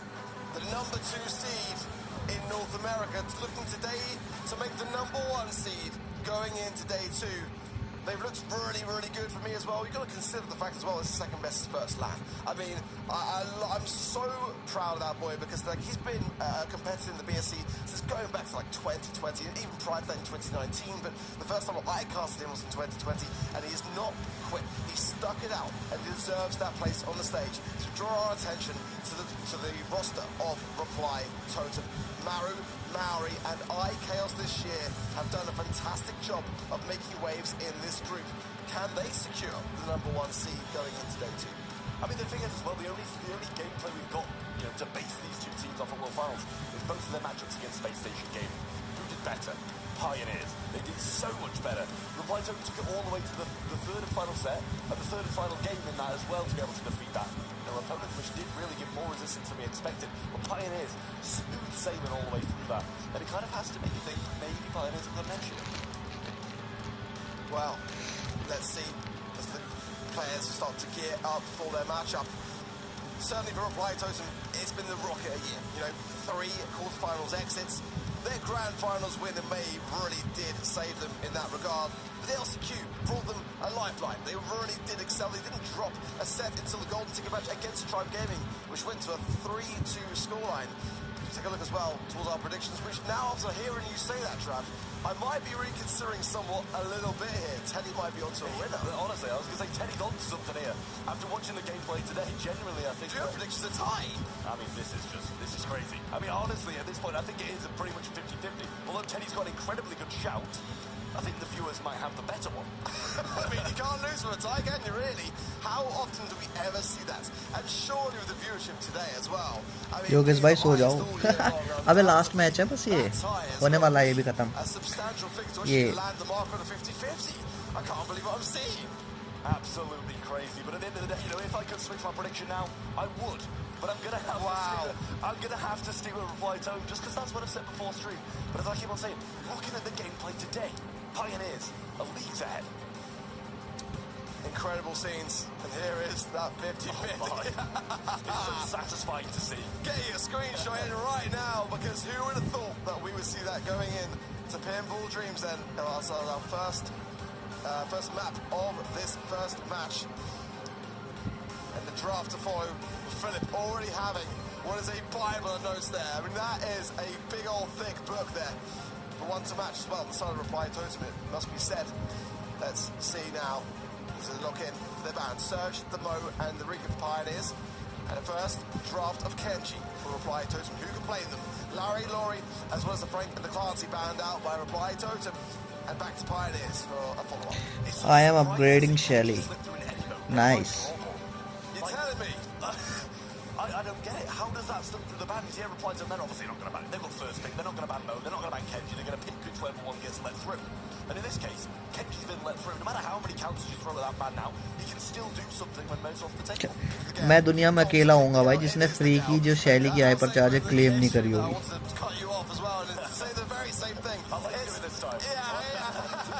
It really is the best counter to the Kenji.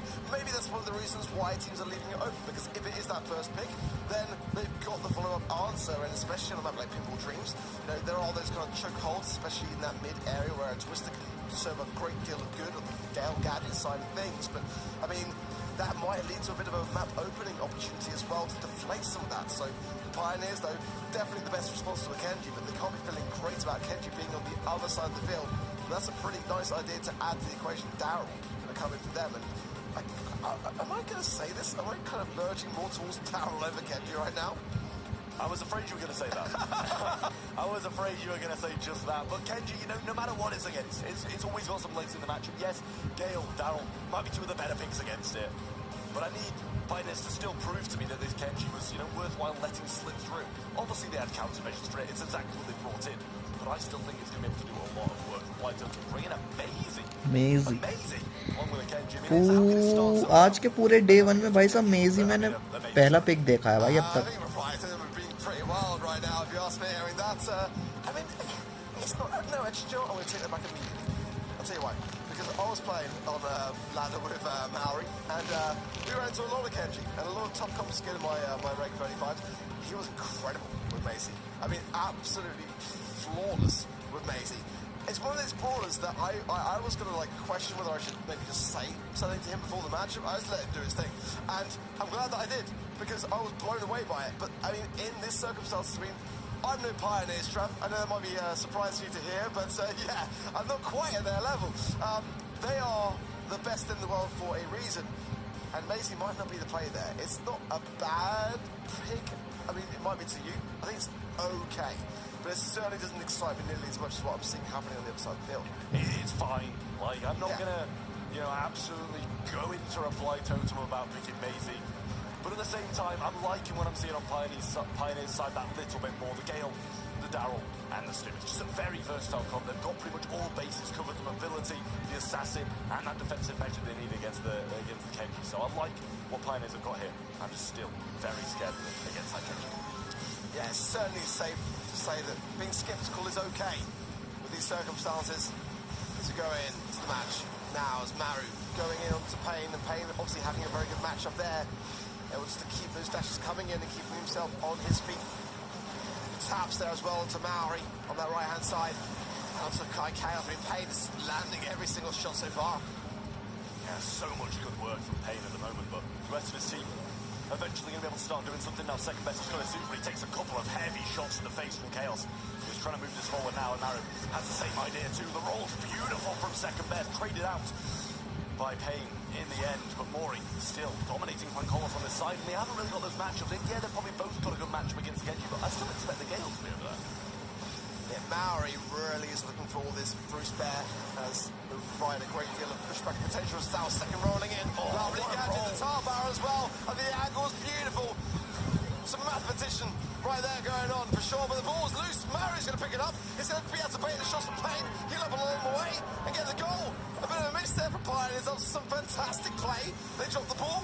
I'm too busy looking at second best, and they just get a complete free breakaway. And I think that's maybe a little bit more of a mistake from Pioneers, letting the ball slide. Yogesh भाई इस बार गलत scene हो गया गलती से 3 सुतली bomb पे पत्ती से जोड़ पर जला दिया एक फटा और 2 उछलकर दूसरे के घर में चले गए ओ भाई धुआं धुआं कर दिया भाई साहब तुमने सामने वाले का घर Slice and dice will fall eventually, but it's still Pioneers that are 1 goal down. The clock is ticking very much in that respect. 35 seconds now, and Payne pushing forwards. Oh, what a hypercharge from Chaos. He gets another one as well, makes the connections with Payne. And what chance do Pioneers have pinned in spawn? The ball all the way at the top of the map in reply to his corner. And Chaos reverting to his SK ways with that one. So the roll's coming through from second best, but he's getting nowhere. And Maisie super to slow Juan Carlos in his tracks. And what more can they do? 15 seconds and nowhere to be seen are Pioneers. A beautiful Bruce started at just the right time there from Maori, as they could see the second was the ideal person to go for that ball to try to close the gap and make something of it.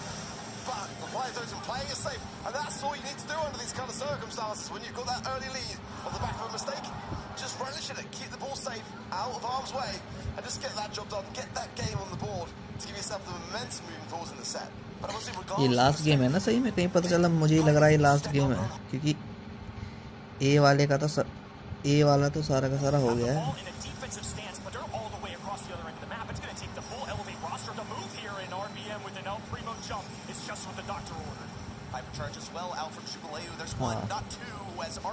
ए पे भी same ही दिखा रहे हैं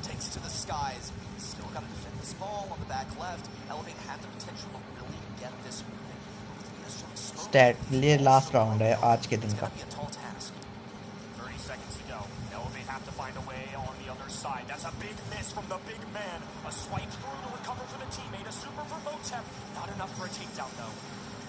He's got this hypercharge and the super. Gotta make a run for it now.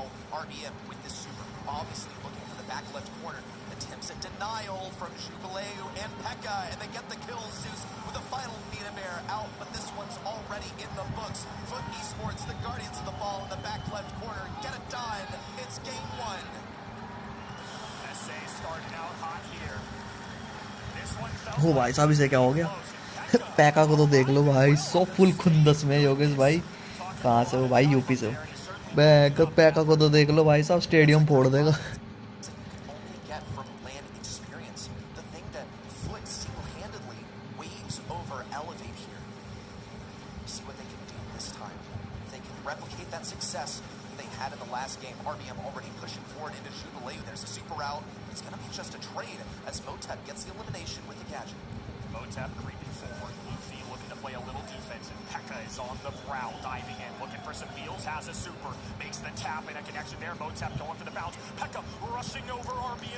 भाई साहब पैका नहीं मान रहा A stun onto RBM is disastrous. Definitely a missed call. Hypercharge in from Motep. Motep. All means of defense eliminated except for Zeus. Without a bear, there's no way he stops this. Foot Esports, lock it in. Foot Esports got a live crowd here in the stands. Lots of XA cheers right now. And Elevate need to shut him down. Bruce the Bear stunned. A super coming in from Motep, clearing the entire side. RBM trying to dive in out of desperation. Pekka looking for one. Luffy with a kick away here. Pekka in complete control. Motep now juggling the enemy side. And Zeus gets the kill that they needed with the ball available. The stun just enough. And Elevate survive once again. They're going to have to push these ranks somehow. It's such a difficult task. पिक्का को तो देख लो भाई, full भयंकर full जोश है भाई, next level का। RBM up to the skies, flying elbow drop kick. और क्या मिस करा उसने। What a disaster. Definitely a blunder, but they will recover. RBM going to accept this ball from Luffy and score goal evening our team score. It wasn't perfect and they ended up wasting a super, and now RPM without one. The entire other side releasing everything they've got, a full house in terms of supers. But Elevate, they're the ones charging up. Jubileo looking for ball, a takedown there, and now the red roster, an opportunity to respond. Frank pushing forward, has this super, a pass to where Pekka would have been. Now here it is from Motep, denied at the gates to the goal. RBM tries, but there's no stopping Foot. It's set one to Foot. Big moment for SA. पूरा dominate कर दिया भाई। आज के दिन का last match भाई साहब, एपिक भाई। पैका ने क्या भयंकर, पिक्का तो भाई पिक्का ही है। बैक फुल नेक्स्ट लेवल जोश था भाई ये तो।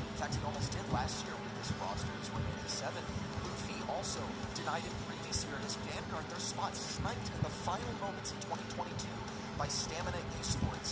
This is the dream come true, simply to be here. But it might well turn into a nightmare. They cannot punch through Foot. SA have had some tough opponents along the way too in the past. 2023, Pekka, Motep, Nouns group losses. Who was it to? Number 2, STMN. Number 1, State Division. Just some of the best teams, so there might be more in the tank than these guys are leading on. Goodness gracious, 15 kills out of Motep. 5, 6, 8, brother, what's going on? You want to talk about gas left in the tank? I'm looking at tank number 1 for Elevate. That's RBM. He's making most of the moves. Now, let's not forget that he's getting great utility here as the Max, but into something like a Kenji with Frank, just getting run down. Max isn't really known for her ability to deal damage out here, right? She's providing the value to Primo to get him on to Frank, such a key player for the enemy roster, but even then, Primo's only getting trades with the Frank, and the Kenji's tearing up everything else. It's just a tough draft to swallow there. I think if you don't have enough anti-tank measures, there's no way you're going to come away with that one. Max is a great support character, and Nita, an excellent answer for that, but it's just not enough at the end of the day. El Primo is a great answer to Frank, and I felt like Foot on defense were just impenetrable. There was no way they were pushing through. There were so many times where it was this close to being a goal, shoulda, coulda, woulda, and it wasn't. There's potential to see that same dynamic now appear here on Bridge Too Far. However, I think it's going to be quite a big departure from that hyper-aggressive play that we saw there on Bold Dreams. This is going to be a major enforcement of 3-lane play. A little bit less synergy, more getting the mechanical diff. But if you break down some of these walls, you get some pesky stuff in here like an Eve or an Angelo, then it's entirely possible to combo on the lanes.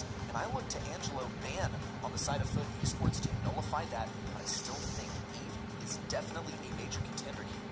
Ola going to be the first overall pick. It's one that has high DPS, and this is really kind of the only place that we see her be frequented at a professional level. There's the Eve that you called out. Ready knows Eve भाई साहब, Eve it's a good pick, and I think being able to पूरे match में Eve अभी देखने को मिली है मेरे को। as well into those traditional sharpshooters is an excellent combo. I think it's also to this Lola over here, because usually as Eve, what you really worry about is, hey, am I actually going to be able to hit any shots? Because she can get outranged by some of the very meta picks over here. I'm looking at long-range damage dealers. Colt, absolutely one of those. Brock is a bit of an interesting one as well, because while we understand, yes, okay, you know what, you're Brock. You shoot the rockets at the safe, you got Incendiary, it's your passive now, you're going to deal tons of damage to that safe, especially with the super. But your shots are slow, man. If you cannot enforce that long-range play, then you're not going to be hitting those. Well, we got some pesky spawners, so let's get the pesky rat on the other end, one of the best brawlers in the entire game. He can be played just about anywhere, and that's something that I definitely found when watching these professional scrims, that he's not always banned, but when he's not, he's almost certainly picked. Once again, though, I think he suffers from the same things that Eve can, except more so because if he is not outranged, then he's going to be fed tons and tons of damage. Here comes Bo. That's unusual. Here's the thing with Bo, though. He was never bad. He was just off meta. I would say that Lola actually falls into the same category. But at least with Lola, your super, your kit is going to be conducive to getting more safe damage. Bo over here, he can block off a lane, but it's not like he's going to be churning out nutty DPS by it because someone's got to trip that mine in order for it to deal damage. I would say the good news for Bo, too, is there's not a ton of long range on the other end. I mean, all the sharpshooters have pretty much been removed. There might actually be a chance. Foot Esports, one set away from day 2 aspirations. #1 seed from NA needs to come out here and make a showing. Foot Esports debating whether they're going to double stack this left lane over here. Jubileo now opting to take the mid lane versus Zeus. Instantly tapped twice. Fighting a max range Brock is a very difficult thing to do. We'll see Zeus gradually push in on that left side, trying to line up these shots, but in mid-range, it's nigh impossible as Brock. His shots are simply too slow, but check out Luffy on the right side. He's gradually trying to win this lane forward, but neither team has actually touched the enemy safe just yet. Zeus low HP, and he's forced to defend here. I mean, P.E.K.K.A encroaching on this left-hand side. RBM forced away, and the Mechanical Warrior from SA has a super ready to go. Bullet Storm going to be a great ally, a gadget to keep him alive, and Motep even getting in on some action. The Bow, the surprise pick, getting a few chip shots. Also denying this bush on the right side. Luffy can't really easily traverse it. We'll see if Luffy's actually aware of that positioning at all. Well, the Ego goes forward, trips one mine. Luffy definitely knows that this right lane is a no man's land. On the left side, P.E.K.K.A actually got some significant damage. We see RBM with the kill on a Jubileo, and now finally, Elevate make a meaningful connection onto the enemy safe. And they're going to need a lot more of them. They've got complete control of the map, and now Luffy's even in this corner. A little switcheroo there as well. Luffy, just goes down. Foot will survive for a moment, and Zeus running for the hills as Foot look to make a response. P.E.K.K.A just gauging how much distance he wants to keep versus Zeus. We see this lane swap is actually quite successful for Elevate so far. RBM got some nutty dodges, but in the end falls. Could be an opening for P.E.K.K.A now to push down this mid lane. Jubileo able to seamlessly lane swap with him thanks to the presence of that water over on the left side. We'll see RBM now attempt to charge forward, but he's stopped. Here comes P.E.K.K.A in with the hypercharge. Super connects onto the safe. One takedown at the safe as well, but Jubileo still opting to hold back and just try and get some more health. Pivotal shots coming in from Zeus. Now RBM burrowing his way under the water. I never thought that would be possible, but this is Brawl Stars, baby. And now Elevate are moving left hand in. Hypercharge galore. Rockets raining down from Zeus. And the Lord of Thunder made it count there. Drive time here as we're counting down to the last 15 seconds left in regulation. P.E.K.K.A getting a huge laser onto that safe, looking for more. Zeus and RBM assessing whether they can absolutely commit to the enemy side. It's 17-17. Zeus trying to defend, needs a takedown on P.E.K.K.A. There it is. Motep manages to punch through, but it's 7% remaining on Foot Esports and safe, and Elevate get it done. There they are. It's about time. We saw a little bit from them. We saw glimpses, but never a complete game. Now, granted, they barely squeezed by with that one, but Elevate Gaming, I felt like we're in control for more of that than not. Foot Esports, though, still trying to claim a set here. They most certainly want to end it right here, right now. They don't want to push this one to a third. Elevate have already learned from that last round where they're swapping up the lanes, but the same goes for Foot Esports. In fact, it's mirrored about that middle access. We'll see Motep now trying to make a push on this left side. Seems to be going so well so far, as long as he doesn't have to play max range against Zeus.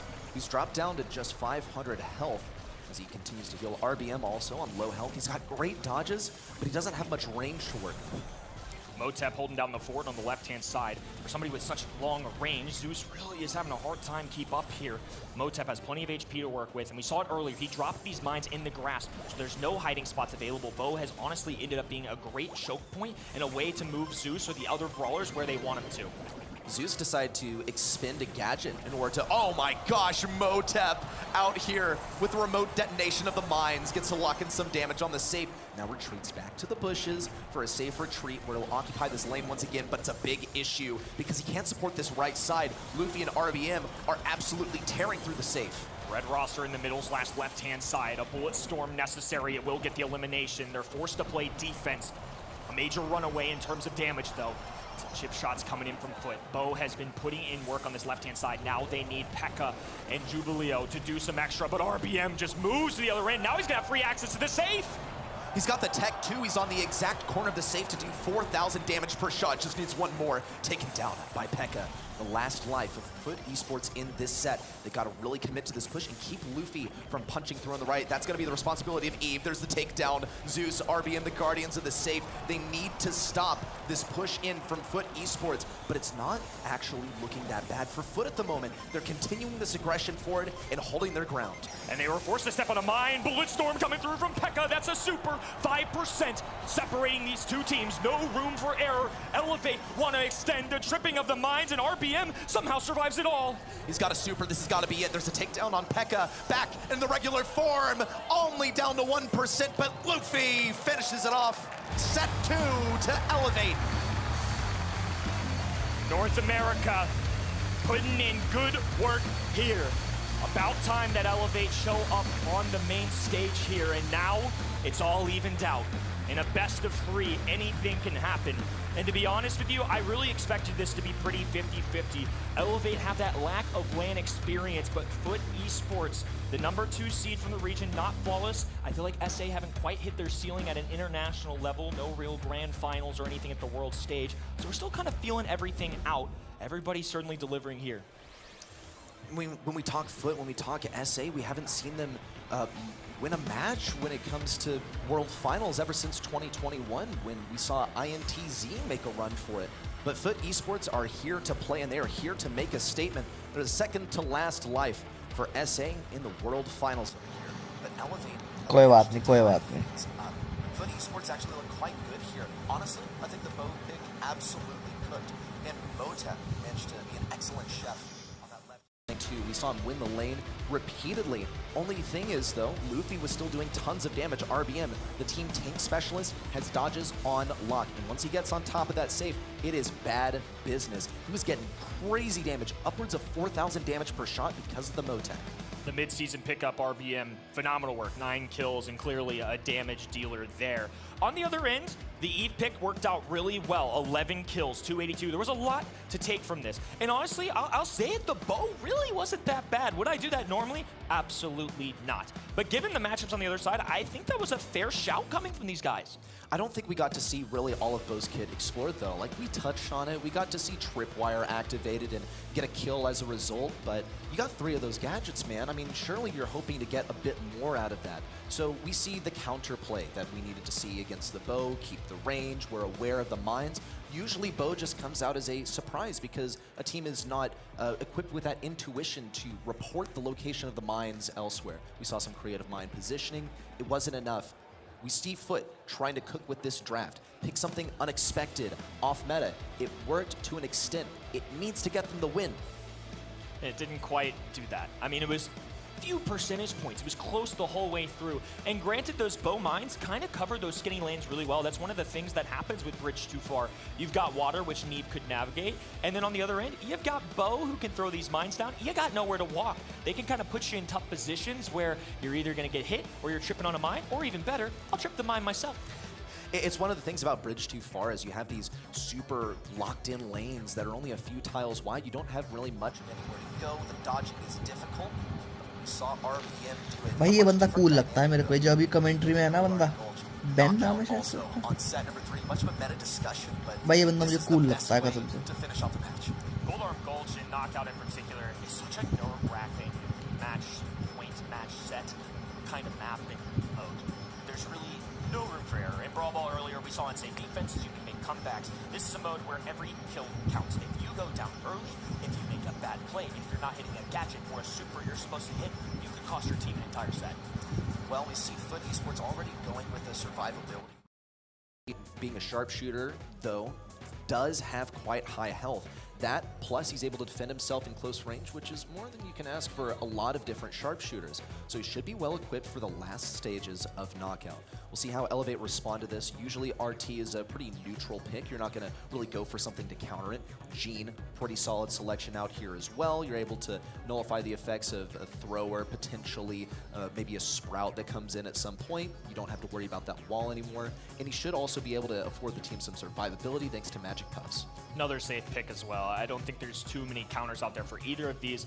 Bell's shown up more than I kind of expected to in general. This is now multiple times, at least for me personally, 3 times that I've seen her today. And in scrims, it's not that I never see her, it's just she's not the top of the meta. I mean, given the bans, though, we do see Gus gone, Angelo gone, but Piper's available. There's other choices available, so the fact that multiple teams now from multiple regions are putting their faith in somebody like a Bell, I think it makes a lot of sense. And my hot take regarding Bell is that I don't think she's as good as those brawlers that you just mentioned, because she just kind of dies to dumb stuff, if you ask me. She doesn't have knockback like Piper. She doesn't have a jump away like Piper. If someone's going to jump on her, she's just got to sit down and take it.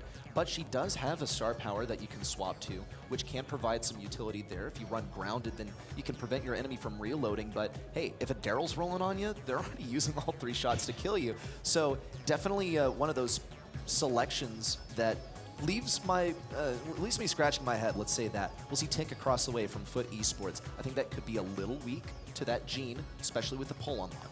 And now they've got a Piper, which isn't great into Gene, particularly well into Bell. They've got multiple sharpshooter options. Tick is also going to be an excellent candidate to mess with long-range shots and throwers in general. Just do well into these sharpshooters. Gene is somebody that without a pull, really pesky to deal with. Bell can't get around a wall. I mean, sure, you can hit a bounce shot and go crazy, but that's only 1,500-ish damage. It's not enough to turn the tides. So now Elevate, I think, are going to have a hard decision here.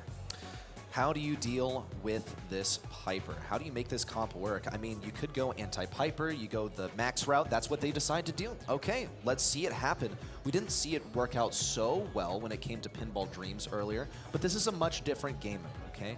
We're not getting run down, we're not really put in a deficit situation by the fact that we lack damage, because we have our damage dealers, we have our utility. That's what the Bell's for, that's what the Gene's for. But when I compare these two rosters in terms of damage, Foot Esports simply has so much more. The TTK is much more rapid. One apiece here, set 3. One team will stay, one will go. Number 1 seed from North America settling in now. Foot Esports on the other end, taking this right-hand side and trying to establish oh so much control. It's East versus West here on Gold Arm Gulch. Everyone get comfy, because it's going to be a long, long ride. Don't expect to all the ones that are able to make it through to day 2. But again, I feel like to finalize some of these groups, I don't know whether you can hear that, it's brilliant. To finalize some of these groups, it's going to come down to the wire. Yeah, a lot of support in the Reply Totem crowd by the fields of it going through to day 2. Obviously, they're going to be pretty pleased with that result, and I'm hoping that continues through to tomorrow. Absolutely so. Well, plenty more bangers still to come here on stream, so do stay connected to us, and we'll be right back after a very short break. Don't go anywhere. The 2024 Brawl Stars World Finals are brought to you by ESL, Monster Energy, and DHL.